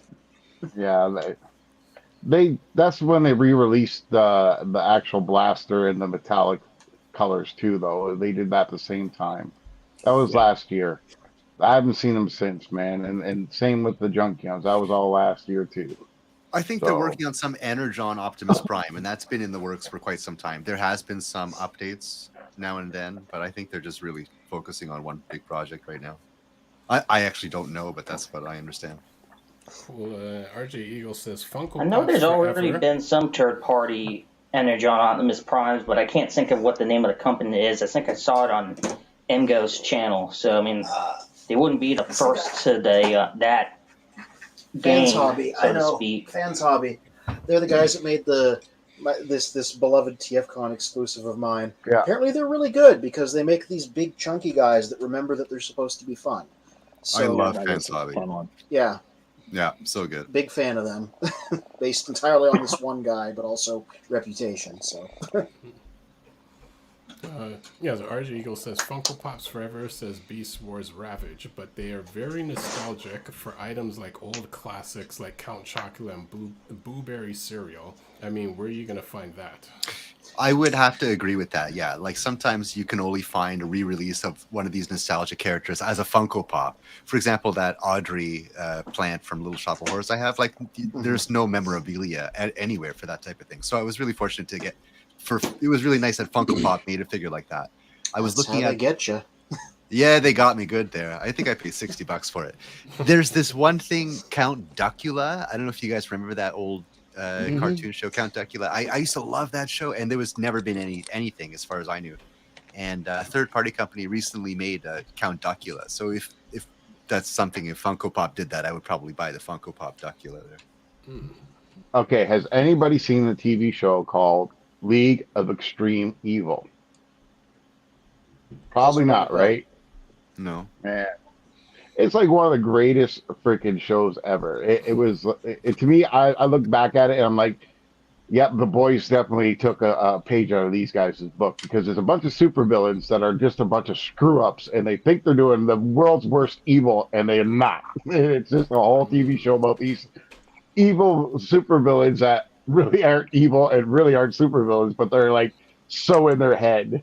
And I never see nothing for them. Absolutely nothing for them. It's When called was it? the League of Super Evil. Yeah, that's what I think it's called. League of Super Evil, or LOSE, LOSE, is a Canadian animated television series co-created by Philip. Yeah, That's how we know about it. Yeah. There you go. About just over 10 years ago. It was out 2009 to 2012. Oh, that's kind of recent. I was thinking something like even further back. Yeah, I mean, No. It was in conjunction with YTV. You guys remember that? Yeah, but even Canadian YTV's like Canadian much thing. further back. But question over to you, Red. How did you connect with Amazon Prime to be featured, to get your stuff how did that featured in happen? the series? I did not. I didn't do anything really. It's someone nominated us, or they did something where they, way back before they started the show, there was something they were putting out after they did the toys that made us and the movies that made us. They were want to do this series about toy shops, and they wanted toy shops to participate, and they had people nominate toy stores in the area or search toy stores all over the world. We were nominated early on, and they wanted to do us. They wanted to come out and do a film and do our store early on in the series. But there was some caveats. Like I say, I'm not super political in any sense of the means, but they are from the West Coast and kind of are, and they want to do a lot of hardcore COVID stuff. And I was like, it's not really affecting me as much as it is you guys on the West Coast. I told them that up front, like, come back to me in like season 4 or 5 when you get out of the COVID funk stuff, and we'll gladly go about doing in the show. It's nothing against believing whatever the COVID scenario is. Right. It's just I don't want to be leaning so hard like woe is me type story when COVID really wasn't that bad for us. We were closed for about a week or two. And like I said, we had our big celebrity guy that came in and bought a lot of stuff and helped us out. But outside of that, even those 2 weeks, we probably would have been able to survive even without his help. So we actually profited during COVID. I hate to say that, but we kind of did. That's a big bump in sales because collectors are still buying stuff, and we still had people there wanting to buy stuff. So we did fairly well during COVID. So I couldn't really go on to those early episodes. But yeah, we just got reached out to and got nominated, and we didn't nominate ourselves. I think a toy store out of Ocala area actually put us in the mix, or like let them know about us or something like that. Nice. And then it just tumbled downhill from there. That's cool. And as you mentioned with the toys that made us, the TV series, and I'm guessing, are you familiar with the I guess would it be a documentary or that's like a video that came out? The toys that made us? Yes. Am I affiliated with it, or do I know about them? Like, or have you watched it? Oh yeah, the whole thing. Okay. Now, have you I find their filming and editing is amazing. They might skip some really parts or go a little not quite on book on some things, but like I find it highly entertaining. Now, what I found was watching the other video about the rise and fall of Hanna-Barbera. There's certain correlations between the two that I think a lot of people never picked up on, where, in a sense, the rise and fall of Hanna-Barbera is the toys that made us. Oh, okay. Because in a sense, I did not know that. Yeah, Hanna-Barbera was popular for like Flintstones, Jetsons, Scooby-Doo. Oh, of course, yeah. Yeah, which yeah, they owned the 70s. Yeah, and they were like, the monster cartoon house of everything. But then slowly, as the licensing came around for Transformers, G.I. Joe, and everything kind of within our generation, that was the decline for Hanna-Barbera. but it's in a sense they barely mention that aspect of it, but the two videos kind of correlate where it's the toys that made us don't mention the Hanna-Barbera fall, how they kind of just took over everyone else. Exactly. Yep. So Chuck, I wanted to. Okay. Yeah. So no. Go ahead, Tor. Okay. Want to show you? Yeah, I got one too. That was literally like the first. That's from the first pack of little cars I had when I was a kid. So I just when I saw it on the show, I'm like, yes, oh yeah, this thing is the 3-time winner of the Baja 1000, a little race I had once a year around my grandma's house. Yeah, mine too. That's where mine stayed, was at my grandparents' house. It would stay at my grandparents' house and up on their shelf, and I would come back like whenever I visit my grandparents once every year, every 5 years, I'd get to play with that car again. That's the only reason that car still exists that I played with since I was a child. But I think I got that back in like early 80s, like 1980 or 81. Like it's literally the oldest toy I had from the show that you guys saw was that little Baja Breaker Hot Wheels. So that's leading into my next question. How do the transportation related toys do in the store? Not great. For like, not great unless it's got some type of licensing, like say Knight Rider, A-Team, Batmobile. That's great. And then I will say there is a caveat, which you probably already know of. The Stompers are just stupid sought after. As a car line, that's pretty much the only toy line I will buy, and those buy and then they sell usually within 24 hours to a week. Like, they do not stick around. I think the longest thing we have right now for Stompers is we had a prototype or a promotional Back to the Future the truck. Toyota. The Toyota. Toyota. And that stuck around for like 2 weeks, I think, or 3 weeks. And then someone came and grabbed it eventually, just because it was a higher priced item. And then the Knight Rider, I think, has been there for we have a Knight Rider Stomper of all things. I figured that would sell really quickly, but I think that one's been there for at least a couple of weeks, 2 or 3 weeks now. It's still in the store. Know why? Because it's not a Stomper; it's actually a Rough Rider. Rough Riders, still. Rough Riders are still the same as, for me, they still sell the same as the Stomper line does. People don't care if it's battery powered; they want it. Now, the Stomper name does carry more prominence, or whatever you want to call it, towards that line. That's the one's preferred. Yes, they do. But yeah, and in general though, the Stompers and the little Rough Rider cars are probably the most sought after vehicle that's not like a licensed type of car, like to say in a 57 Chevy. If it's a Stomper, then it'll sell. But if it's a 57 Chevy that's a normal Hot Wheels or a Tonka, I usually won't even buy it because it doesn't sell. Well, what created that prestige for them? Because I had to look it up on the Stompers, and I remember how cool they were as a kid, but I had no idea they were that sought after. Oh God, they are so Holy expensive. shit! I just looked them up on eBay. Holy shit! Yeah, they. I don't know why they have such a resonance, but I just remember really fondly when I was growing up too. Like my cousins were older than me, had them more than I did. I got more into the later lines of that, which are actually even more valuable, like the underwater ones or the submarine pieces. And Water stuff like demons. The water demons. I remember those. But they had the older ones. I remember they were just a blast. It was such a simple toy that worked well. It didn't have a ton of problems, and when it did have problems, they were usually workable to fix. Like most of the toys, even back in the 80s, if something broke on it, you could usually fix it unless you broke the piece of plastic literally that was holding the arm on. Then you wouldn't be able to fix it. But if you had another one, then you could replace that piece. Like unscrew it. I couldn't fix the toys I broke. I couldn't fix them. Firecrackers. Firecrackers. His way of breaking toys were a little different than how we broke toys. Yeah. What? G.I. Joe liked blowing up. He liked bottle rockets. Yeah. It's candy. Cherry bombs, lady fingers, you name it. He loved them. Oh dear. Easy there, Joe Dirt.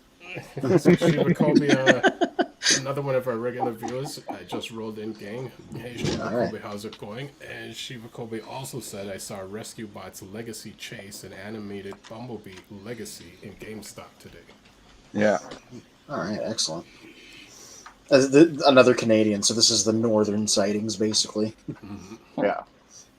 Actually, So, I guess that's a question over to you, Red. In terms of customer base, is it mostly within Florida, or do you get people from like different parts of the states or even Canada that's ordering? Yeah, I know you guys are going to ask this. Yes, and do we service everybody? No, we do not. We only service Tampa Bay area.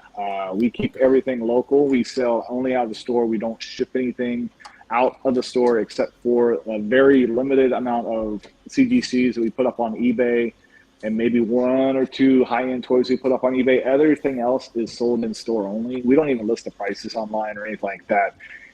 It's become such a problem to try to do that, and with amount of calls and messages I'm getting after this whole show, it's just like you can scroll up and down on your phone like this with repeat people asking for information on my inventory or what they can buy. And like if I answered all those questions and I did sell everything out and shipped everything, I wouldn't have a store anymore. And I really want to have that store. Like, I don't know. It's just fun getting to meet these people come in the store. And I know I take a huge cut at the legs or a cut out of the bottom legs for not shipping and not making that extra profit. But for me, I enjoy so much community and passing the toys down and seeing the joy of even an adult kid getting something they never thought they'd get or have is all part of owning the store for me. It's not about money. It's doing well now, so I'm being able to afford other luxuries in life, but it's still to the point I only do this to make sure that other people get to see stuff and enjoy the toys like I do. I really want enjoyment out of people more than anything else. How you doing? I got up to get a stomper to show you guys, but the key won't come out of the case. I won't open up. Are you too nervous? No, it's an old case. Everything that I display has got to be behind glass because I don't want dust getting to it. So You're just gonna hear a frantic kick in a sold shatter of glass. I went to the sold listings on eBay because you can put any price tag you want. Because I like to see what they actually sold for. Anywhere from $50 to $300 frickin' dollars for certain one. I like this shit. oh, wait till you try buying carded ones like I'm buying. Oh, jeez, yeah. I need to go up to mom and dad's to see if I can still got that case up there full of them. I got a couple of I had a couple of the tanks. I had one of the big semis that was 6-wheel drive. Yeah, then you're going to have to go to Toy Warp up then, right? Yeah, then we'll be talking to Toy Warp. Say, hey man, look what I got here. Look here. So, based on something you said earlier, why no Hot Wheels? I don't know much about them aside from the fact that Hot Wheels collectors are apparently like a little bit insane. Well, relatively speaking.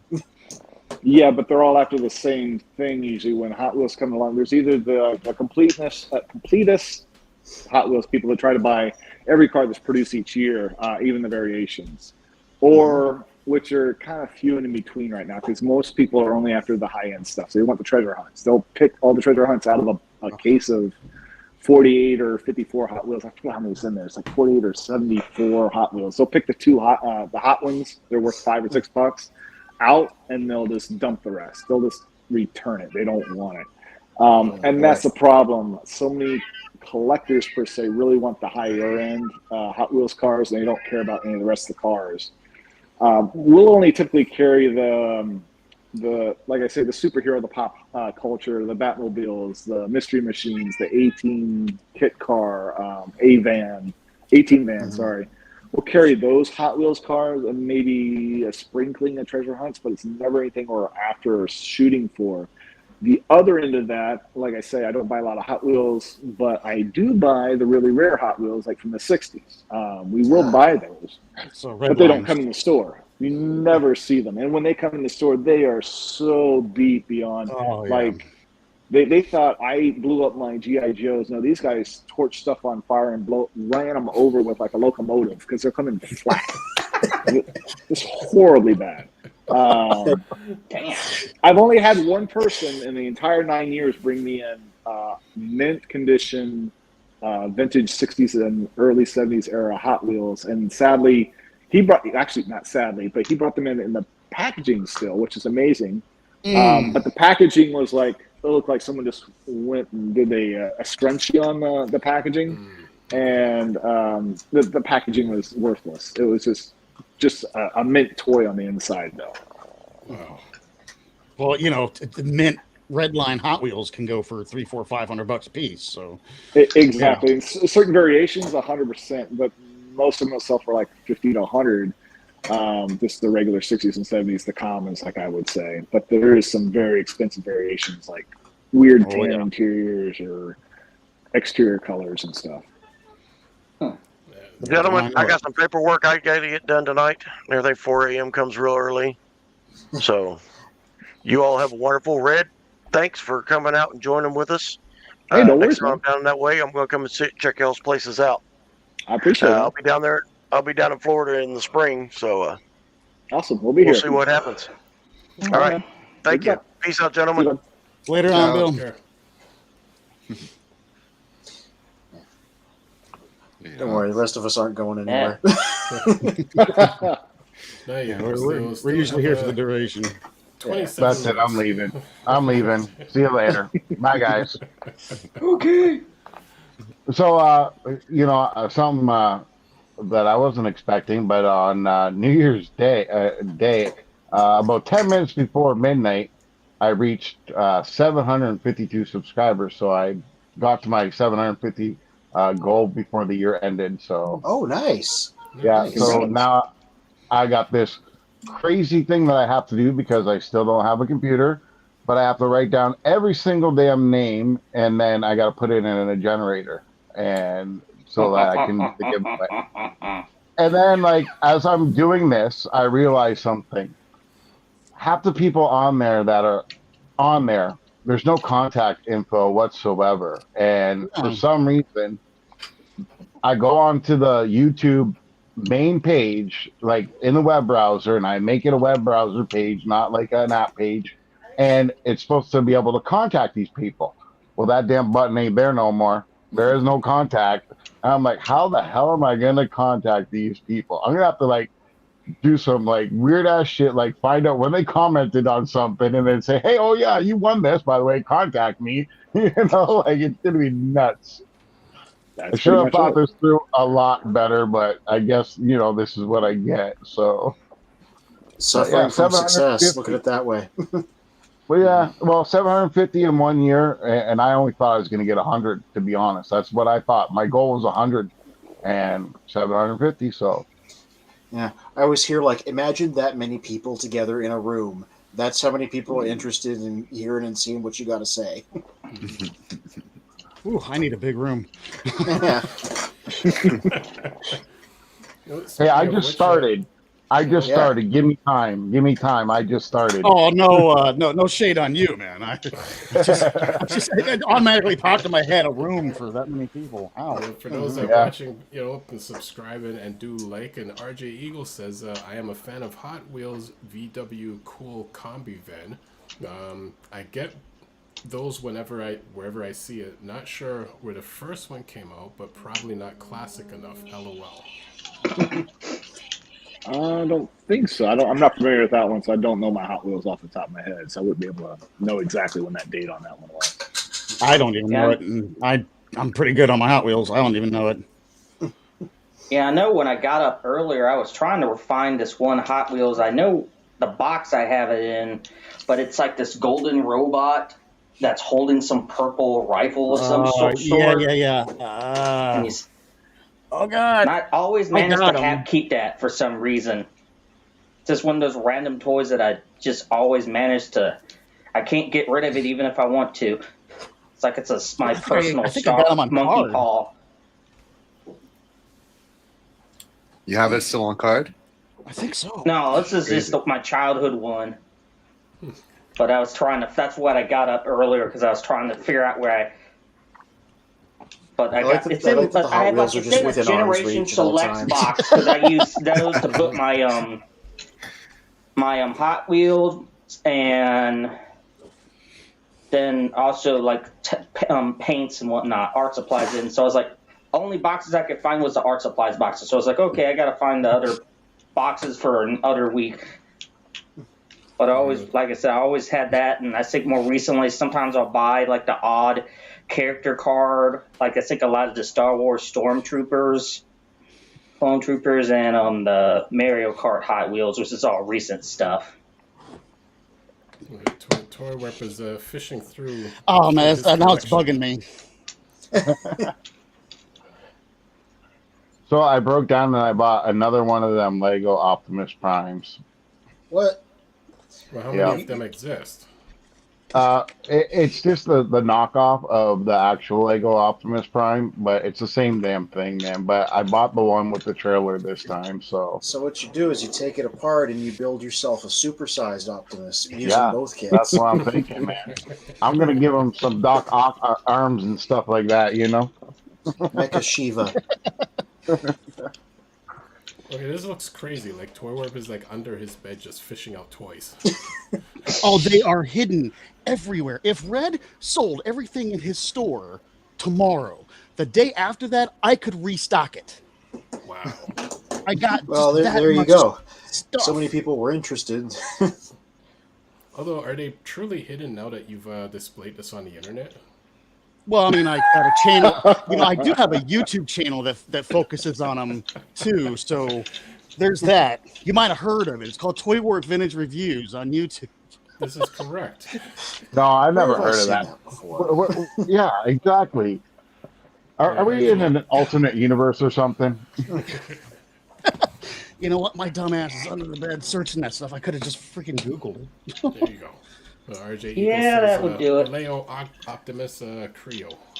No, the actual Lego Optimus. No, it's actual Lego Optimus Prime. You can get it on Alibaba for anywhere from $41 to like $60, and it's the actual thing. You just don't get the box. It's Is that what you call Lego icons? Is that part of the Lego icons line? I don't know what it is. I just know that it. I've looked at the pictures. I've had people message me saying it's the exact same one that they paid $300 for. They're pissed. What I'm getting at is like Lego icons. It's one of these like high-end brands, hence it being like $250 for the actual Lego one. I don't know, but it's probably the cleanest Legos I've ever seen in my life. Like, I've never, yeah. Whatever. Anyways, the point I'm making is like these pieces look like they were high-end plastic. It doesn't look like some of the Legos that I've seen that kids were playing with over the years, where you can grab it and squish it. That's why they're so expensive. They're supposed to be like nigh indestructible. Yeah. Like you have a kid chew on one of those and still use it later after a thorough disinfection. Oh, exactly. Said on that car was called the Zombot. Zombot. Okay. It's a fun word to say, Zombot. Like the beginning of zombie, like ZOM? Yeah. Mm-hmm. Okay. All right, Red, it was nice to meet you, but I got to go. My phone's about to die here, too, as well. And I'll see you guys next week. All right, Freak. All right, guys. Have a good one. Oh, Bye. We're about to make a perfect Brady Bunch thing if we lose one person. No, I'm not going. There we go. There we go. Symmetry. There you go. Cool. Yeah, I don't know why, but for some reason it just will not work in my garage again. I did that one show from the garage. It just won't Never work to be anymore. repeated. It was a special time. Right? I don't get it. So if you stay on a wired connection, wireless can be dodgy at times. So you need like a long cable all the way to your garage, clearly. That's a long cable, yeah. So 941. Yeah, and you have to worry about alligators coming up and chewing on them. Oh gosh. Oh, they just want petted. They just need attention. That's all. How can you say no to that big smile they got? Ain't nothing for Floridians. Alligators. It's crocodiles you got to worry about. Alligators are chill. It's crocodiles that are mean. Yeah, we ain't got no crocodiles here. You know what? Now that because there's always like the crazy Florida stories. Thanks to SETTOM just kind of reminding me of that.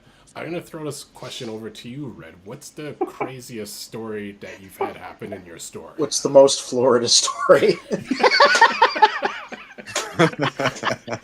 Man. Oh, I don't know on that one, man. There's been man, I can't really think of one. I really don't know of a good Florida story. I've gotten I'll tell you a strange one. There was a lady that came in the other day, not the other day, probably about a year ago, and she had basically a box she brought into the store, and it was full of dirt. And I was like, what in the world is this? And she goes, oh, well, I dug these out of the ground, but these are some of my brother's best toys, but he buried them in the background. I took them out. I found them. I'm like, why did you bring the dirt with them? It's like, well, I kept them buried because I thought it'd be like preserving them better. I'm like, that doesn't sound out too well. But that was we cleaned off the figures. So we pulled them out of the dirt, which she still is like, oh, please don't mess with the dirt. Like, she was very serious about it. It's like opening a box for her. Even though I don't know how she knew exactly how to get them out of the dirt and knew that they were in the box, but needless to say, we did pull them out. They were all LJN wrestlers, like the big rubbery guys, and they had so much dirt on them and so much like caked in stuff. It was very hard to clean off, but once we did get some solutions, we were able to clean them off with. Underneath was some of the most brilliant colors I've ever seen on those. They look like they were brand spanking new, but they've been sitting in Florida. What? Wow, it worked. Nice. It worked somehow. But if it wasn't those hard rubber like dog toys, I don't think it would have been any other way. Like, it'd been total. That is nuts. So you're saying we should bury our collectibles like treasure to preserve their value? Yeah, It's a little just the time LJNs. capsule. Oh no, that is weird. That's a Yeah, fun and one. too, like, what is the age on those? So, like, if they were like late '80s, I think, how long Early have been in 80s, the actually, ground, yeah. and then like, Yeah. how would the ground not eat them? I mean, things decompose. How did that rubber stay? Yeah. I'm more worried about like how the coloring stayed so well. Like, the coloring literally looked like it was pulled off the new packaging, even with us scrubbing it and trying to get the thick dirt off of it. The dirt was like on it, like it wasn't moving. And then a lot of the figures, once you wash them, like if you just ran them under the water, the dirt would not come off. Even with rubbing it hard, the dirt would not come off. We had to actually use like a specific liquid to get that stuff off. But underneath it, it was gorgeous. It was beautiful colors underneath it. It's all that lead So paint. she got her sale. It's all lead paint. Yeah, it's all that lead paint, man. Yeah. Good old paint. What things decay? I'm like, not that kind of stuff. Yeah. So RJ Eagles mentioning over to Freakenstein's comments is, damn, I paid $200 for the real one. Good point though, Freakenstein with Alibaba KO Lego. I usually get the modular buildings from there, but now I want to pick up the KO Optimus. Brick quality excellent. Yeah, it seemed like a decent KO. I'm going to go out on a limb, Red, and say there's probably not much of a Lego presence at your shop. No. We do get Legos in, but usually they have to be sealed boxes. I really don't have any time to search through Legos and put them together to make sure all the parts are there if they're opened. So sadly, we do buy them, but they have to be sealed boxes. So that limits us to the amount of Legos we come in. And then Lego is probably the worst as far as stranglehold of their product and getting distribution through them is almost impossible. Again, they're another toughie. They used to have their doors wide open to people, but now they're like super stranglehold on stuff. And like I say, it's not really worth it. Like, you could get a better deal like on a Red Friday Target sale than you can buying from Lego Direct. Wow. Damn. It's because they have their own stores. Yeah, they have their own stores, their own licensing. Even when they put stuff like in the Toys R Us, like, I know this because I used to work at the Toys R Us. Everything there is rented space. Like, they basically ship us products to fill the area. but everything else is rented space. So even the toys that are in there, those Legos that are built, like that's not owned by Toys R Us. Those are still owned by Lego. Wow. And when we closed up the stores, when the stores actually closed down, because I was there from the open to close of the Citrus Park store, which is Citrus Parks is a part of Tampa. The Toys R Us store was up there, was one of the last ones to open, and then was also one of the last ones to close. They were only open for like 3 years, one of my first 3 years in my business. And I was there from open to end. And the Lego things, I was like, hey, I want this giant Hulk and this Captain America Lego. I want to have it for my store. And we tried to hide the Captain America in the back because he was kind of small. And Lego came in, they took apart all their displays, they took everything out, and they found Captain America. I don't know how they found him, but they found him in the back. And they took Captain America. I knew I couldn't hide the Hulk. The Hulk was like life size. It was as big as a person. Holy cow. Okay. But yeah, they came in and took all that stuff. They took all the displays, and the same thing with Lego displays. Even it's very hard if you find Lego displays for sale, like on eBay and stuff like that. The fully built ones that have like a whole set of the superheroes. Those are supposed to be legit destroyed. Like Lego will sue your store and not allow you to carry the product anymore if they find out the serial number matches one that came from your store. So like it's super strict. That is crazy. They have these men in black coming around and like black bagging all of these things so nobody can have them. Actually, Exactly. Hasbro's done Sounds that like because who is it? Mike French, Retro Blasting, ran into that where he got product on accident, and he had people like private investigators that showed up from Hasbro, like making threats to him. He's got a video on it. Didn't that happen with like Magic the Gathering cards or something? I think it was, yeah. But it was him and his channel, or he knew who it was. But he's got a video on it over on Retro Blasting. Oh yeah. Yeah, I remember hearing about that. Video you're talking about. Do what, Settom? I said I know what video, who you're talking about, which video. You think? His opinions on Thundercats is very interesting, especially the first few episodes. I don't know. I was never into Thundercats. I never watched his Thundercat stuff. I'm just imagining He these doesn't like suited goons Thundercats. with like company logos on them instead of like badges. Well, no, they were PIs. They weren't even from Hasbro. I mean, Hasbro had hired them, but they weren't like working at Hasbro. They were private investigators. Jeez. Black Kate, black something. But that's very interesting to think that there's like a different level of this toy industry where there's like, we'll break your legs if you cross the line. Think about that when you think about taking things too seriously. Mm-hmm. That's why I'm glad I just collect the old stuff. Yeah. So as we're slowly wrapping up for the evening, again, Red, I want to send a huge thank you for coming out and joining us tonight. And I appreciate you guys inviting me over. Thank you. Oh, yeah. You're welcome. And let everyone know, where they can find your store, find you online for everyone that's watching. Sure. You can find us in Tampa, Florida. If you're ever visiting the Tampa Bay area, we're located off a big name street, which is Florida Avenue, which you can't miss in Tampa, Florida. It's 5120 North Florida Avenue in Tampa, Florida. Zip code's 33603, I believe. Or you can reach us on the Google or Facebook or Instagram, Big Redhead Vintage Toys on all those. And if you're looking for our comic book online sales on Thursday nights, if you do want to jump in and join the rough, and like I say, I would definitely rate it R because we talk about the weirdest stuff and fart jokes and everything else. We're on Thursday nights, typically at 6 p.m. for about an hour and a half, selling comic books and just talking pop culture, just like you guys are doing tonight. So we appreciate us having me on, at least. And I hope you guys enjoy the show on Amazon Prime. Mm-hmm. Yeah, by far the best episode. Oh my god. Yeah, great show. Great way to open up the season. Mm-hmm. Thanks, guys. Appreciate it. Yeah. Oh, and to talk about like business going out, if you pay attention, the last show of the season 6, those guys are already out of business. No kidding. Get out. They didn't even make it for their airing. They were already out of business by the time their episode aired. Oh, that's too Oh bad. boy. Wow. Yep. And that was the Latino guy?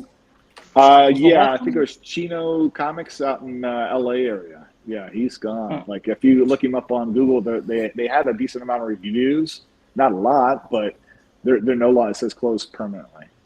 There's no way to It's a contact cutthroat anybody business, and that's before the private investigators get involved. Exactly. Wow. That's so weird too, because they were the ones doing all the community style events. Like they were having like the Saturday sidewalk sales with everybody, and yeah, that's wild.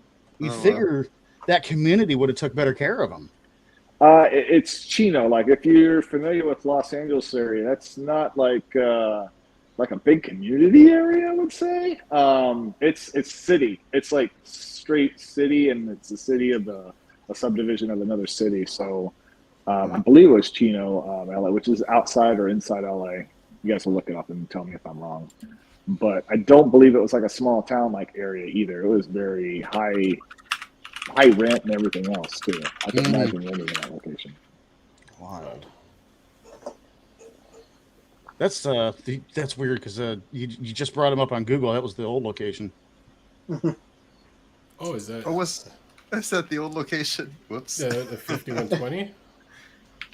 No, I mean the picture was. I didn't notice the address, but the picture was. Oh, I see. Oh, okay. Yeah, it's fine. It pops up. Just like a toy box, products appearance might vary. No window, just about. Yeah. Cool. All right, guys. I appreciate you guys having me on. I'm gonna let you guys go. Have a great night. All right. Yeah. All right, thanks, Chuck. Appreciate it. Thank See you guys. you. Ciao, ciao. Yeah, You know. totally. That was awesome. He really had a great episode on that show. They really did a good job producing that episode. Yeah, really fun one. Mm-hmm. Man. Okay, that's there's a couple things there I didn't see coming. I really thought his personal collection was just going to be banging. I really did. Too. I Totally. really thought, I mean, I've never asked, of all the times I've been up there and to buy stuff there, because I usually at least once a year I manage to get up there and spend a obscene amount of money, but I've never sat down and asked him. I just assumed that his personal collection was banging when I saw him at MegaCon and he got he had a sealed Mirage that he had signed by Frank Welker while he was there. And I just like, oh man, if he's got something like that in his personal collection, God, that rest of that collection is going to be bang. And I did not see the fact that he only kept around like 8 or 10 really special Transformers. That's wild. That's cool though. That's cool though that he's able to narrow it down to the ones that he really, really loves and the ones he really wants to display. Yeah, I guess when you are surrounded constantly by this stuff, it does sort of underline the ones that are like really important. Yes, exactly. That's a good point. Yeah, for sure. You're like, couldn't be me. I don't know, man. My whole like idea with the Matchbox stuff, the 80s Matchbox stuff, I want to get all the Matchbox stuff and get the shelving to do the original display like what was in Kmart. That's my original idea with the Matchbox stuff. So I could never sell any of it, and I could never like say like, oh well, I had it, so I owned it at one time, so that's enough for me. No, if they say you can't take it with you, I'm going to find a way. Yeah, you're going to have this random pyramid made from all your cars or something. Your tomb will be made out of all your toys. Yeah. A toy mausoleum. There you go. Yeah. Well, that would be a first. Surely that has to exist. Oh, well, sure. I'm sure. You try Google right now. Let's see. Which would be cool. I'm just checking my cat. One day we'll find this information and then we'll interview. It's okay, Shinta. Yeah. Well, the idea is the person's dead. So I'm about to say with what, a Ouija board? Halloween episode. We'll have the Great Pumpkin on as a guest. Oh, so the problem is I type in toy mausoleums and I get little miniature mausoleums that are like. Oh, the Great Pumpkin. I know there's a book card that's covered in toys that I see going around the Dayton, Ohio area. I have videos of it. I have to share it on like the Discord later. Well, I guess I could look it up quick. on my Instagram. It's crazy. I mean, it's just like toys glued all over this truck. I have seen that in the Malaise Motors Facebook group. I have seen it. Yeah, it's really stupid, and it's a freaking hazard. Oh my god, can you imagine like getting in a fender bender at like 20, 30 mile an hour and some of those toys flying off and hitting other people? Pedestrians or people with their windows open? I mean, what a danger. There's two vehicles like that in Toronto. One from years ago, I think the entire outside of the car was just pennies, and the other one was like whatever little toys, but essentially like the entire dash, like the top, like the whole car is just glued with whatever those little toys were. Although I haven't seen those cars in some years, but they exist. Too, yeah, you put that stuff on the inside and your airbag goes off. Congratulations, you've turned your steering wheel into a claymore.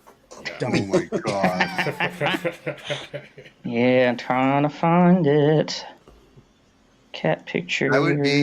That collision would be hilarious in slow-mo, though. You see like this Pretty He-Man Christmas arm lights. flying and Yeah.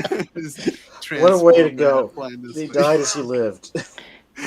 This isn't something I'm looking for, but are any of you guys familiar with Final Fantasy VII and the character named Aerith that gets killed, whose last name is Gainsborough? Yes. So, okay, I gotta find the chat. So, around Halloween, on Gainsborough Road, under the street sign, someone sticks a skeleton hand sticking out, kind of like the one I got. And they stick it out under the Gainsborough Road sign. Okay, yeah. So I'd be like, Aerith, is that you? Came back wrong. The urban legends were true. You could bring her back just as a zombie. Oh, actually, let me yes, get that image here. Yeah, I think I sent it to the link of that. It's like a thumb up skeleton hand too. There we go. I like its enthusiasm. Yeah. We're okay. And it's upright eye shot from like a stone from a Dairy Queen too. That's how he's so strong. He ate all the milk from the Dairy Queen. Fair enough. Where there were several things wrong with that sentence, but I'm presuming you get my meaning. Of course, I'm finding everything but what I want to find. We'll let the grammar check go on that one. Yeah. So, yeah, that lots of red underlines, but continue. So, That's the this- problem of. Oh, sorry. Go ahead. I was gonna say the episodes there of oh darn, now I forget the Amazon Prime show there. A Toy Store Near You. near you. Yeah. Yeah, season 4, 5, and 6 are not in Canada yet.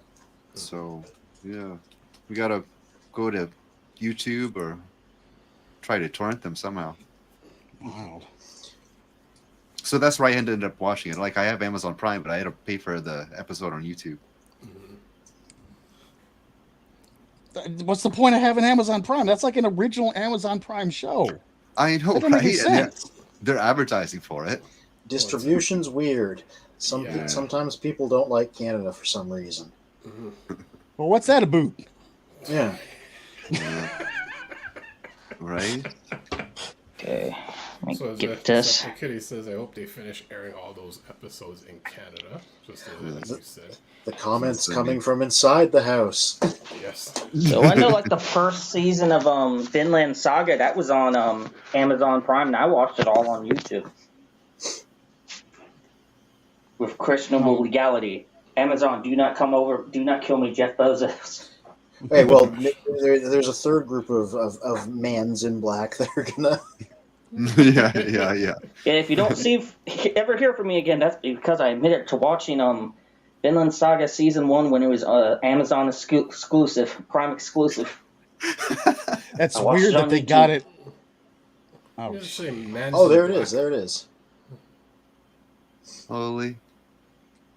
The hood especially. It's crazy. Okay, I haven't seen that one. That is. Ooh, look at that. Oh my god! What a danger! Wow. There's an Enterprise on there. Yeah, I'll Is that see it the at like Golden Rule? first Fridays in the Dia de Muertos parade. It's Mike Wazowski. I would freeze frame this and try and ID everything because that's the kind of turbo nerd I can be sometimes. Yeah, I remember I got kicked out of seeing it because I think that was from the first time I saw it at post-COVID when stuff started opening up, and it's like, oh, I remember this. He's got a Napster sticker. Nice. That's a truck. That's a truck. There's a Batmobile on there. It was a Ford Ranger. Yep. Now it's a toy box. On wheels. You know what? Good for this guy. He's obviously living his dream. Exactly. Yeah. Exactly. I had this Do quirky lady used to something. live across the street from me, and she used to do all kinds of strange things like this in her yard, and like put all these ornaments and caricatures and things all over the place. We liked should it. all be so unburdened, you know? Yeah, yeah, very free, liberated, free-spirited kind of person. But Imagine wouldn't that. one also say that about people who collect Transformers? Yeah, but I ain't gluing these to my car. I'm not quite there yet. Because I mean, we're collecting characters and we're free-spirited. And my cars are so cheap and broke down. I could glue them to there and double the value of them. You should glue a cliff jumper onto your cliff jumper. Yeah. Yeah, just a whole collection of cliff jumpers on the cliff jumper. I've already got a couple extra inside of it, for when I start taking it to shows. It's just not ready yet. The whole interior needs redone. I've banged up the back of it. I banged up one of the fenders. It's just One day. and everything costs 3 times as much just because it says Porsche on it. Oh man. Leave the dents in. It's authentic to the character's attitude. This is true. Yeah, well, they don't get that at car shows, unfortunately. No, they don't.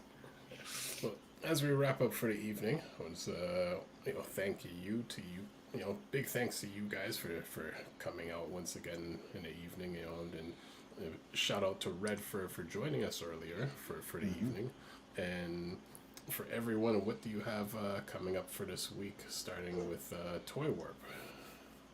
Unfortunately, nothing on the Toy Warp channel. The Cruisers channel has kept me really busy because tonight I should be crossing over 20,000 subs, and I'm putting together a video for Friday. Now that it's really freaking catching fire, I gotta kind of stick with it, and unfortunately abandoned the Toy Warp page for a minute, but I'll be back. Cool. Wow, that was fast. Like Follow you the were at. people. That's like how many subscribers in the past month? Like that's like 3,000 subscribers. It's like 5. Yeah. 5,000 in the last month. Wow. Is it all I because like of how he Days of just Thunder? casually says that 5. Well, No, yeah. It's really weird. It's all because the Vanishing Point movie from 1997. The original was made in 71, but they remade it in 97, and no one's ever freaking heard of it because it was like a made-for-HBO movie. Yeah. But I uploaded it to my channel, and oh, holy crap! Yeah, it's gotten a lot of views, and it's garnered me a lot of subscribers. So I'm running with it, and I'm gonna be doing some more videos on Days of Thunder and now Vanishing Point, and yeah. You never know what's going to interest people. Interesting. And over to SETTOM, what do you got coming up for this week? Doctor's appointments. No. Oh dear. Not getting too bad. It's just trying to make sure I got stuff set up. So if just like stuff with family members that are older and taking care of them, just making sure stuff's set up or I have stuff all set up. So when they pass, okay, I already have my living arrangement set up if I decide not to stay in the house or whatever, stuff like that. Just making sure I'm prepared for any, if I had some sudden unexpected changes is mainly what it is, and then just some doctor stuff mixed in as well. So Understood. And I mean, and it's I know from experience before, it's us getting within a certain age range, those are things you do have to look into with older family members and stuff, where if certain things aren't set up ahead of time, it's complete chaos when someone passes away, or if any type of paperwork and stuff have to be taken care of. So I've seen it. I've seen both sides where it's like every single step was like, you know, accounted for, and then another one. I saw what my sister-in-law had to deal with, because both of her parents, I think her dad died in 2019, her mom the next year around November. And I saw what she had to deal with, and my brother. I mean, my brother did a good job with his wife. He was, you know, very courteous and respectful, probably because he saw my mom deal with her parents dying young. And yeah, all of our grandparents were dead, me and my brother. So we've seen what that experience is like. So it's, even if you are prepared for it, it's still a lot to deal with. Yeah, that is so true. Yeah. And so over to Deceptikitty, what do you have coming up for this week? Okay, so this week I got a few things that I'm definitely going to wrap up, but a few things that are going to be ongoing. This week is going to be the first episode of this cycle, has 11 minutes. That's going to be a weekly rundown of just the events and announcements that have been happening over the week. The intention is to have it released on a Friday because the news doesn't really happen on Saturday, Sunday, and then we could have things to talk about on the show. I was, you know, life gets in the way, and it's Christmas, holidays, and all that. So I'm letting it slide, and the episode's going to be airing after this weekend. But the next episode will be airing on Friday, or at least at some point they'll start airing on Friday regularly. So yeah, that's the big thing in the works. I have a small art project which I'd also like to finish up for Children of Primus this week, but that's just a little side thing. And then beyond that, there's other projects in the works, but nothing is gonna surface until a couple of weeks for those things. Cool. RJ Eagle says, congrats on the sub milestone toy warp. Thank you, RJ. Thank you. And over to you, Fear or Courage. What do you have coming up for this week? Despite this entire first week back to work being like just a blitz, I did manage to get to get a review together. Well, I have to write one more paragraph at the end, but I did all the photos, which is the time-consuming part. Legacy Windblade, the brand new version of this character. And what makes me feel old is the original came out 10 years ago. Something I discovered while I was writing this up. So now I get to see what 10 years of engineering does to a figure. And I have some comparisons with the original and Titans Return one in there too. So this will be up tomorrow on Children of Primus under News and Reviews. Beyond that, I don't know. Everything that's on this table here. I finally got the last member of the mini Dinobots, Snarl, so nice. Perhaps a look at that whole full combination. Got Legacy Tigerhawk, another Beast Wars guy. This was a big deal for me. And didn't you Christmas post a back in the day. picture of that tank mode or something? Yeah. Interesting little bit of trivia that I'll talk about when I write it up. There was the 90s original was supposed to have a tank mode. They didn't. It got cut during the design stage. They left the spinning wheels on him, even though he didn't do it anymore. And this new one still has them sculpted in, even though they're super vestigial now. Just a little interesting thing. Eventually, I'll talk about that in text form. But the fidelity is really interesting. And eventually I got to give my fancy new Samus the full rollout for my non-bot thing, but that's got to wait until I make sure that I have a week where I can give it the attention it deserves, because Jesus. Yeah, that's her dread design, right? Yeah. It's lovely, lovely thing. Yeah. But Windblade tomorrow. After that, maybe these, maybe something else. Whatever I feel like week to week. I have that. I'm fortunate to have that mobility. Sweet. RJ Eagle says, looking forward to the Windblade review, Anthony, to see how it stacks up against the Thrilling 30 version. I'm more curious about the Titans Returns comparison, since that's the one I have. Yeah, I'll tell you one thing. The Thrilling 31 has not aged well. I like the design, I like the character, but that original figure was not very good. So I'm glad to see that over the years they have improved things. Yeah, and pretty much any criticisms that apply to it pretty much apply to that Legends Slipstream, since it's just a remold. Yeah. But yeah, so I was really interested in getting this new one to see, what a modern take on it is. So yeah, that's tomorrow. All right, Sweet. cool. All right, and for everyone that is watching us now, watching us later, like our video, subscribe to our channel, subscribe to all of our channels, which are listed below in the description. And in 2 weeks we will have a Guinness Book World Record holder of Transformers and Transformers Memorabilia. And I'm not sure what next week's topic is, but we'll figure something out during the week. And again, thank you for everyone that's come out and in the comments. And as we see at the end of every stream, till all are one. Till all are one.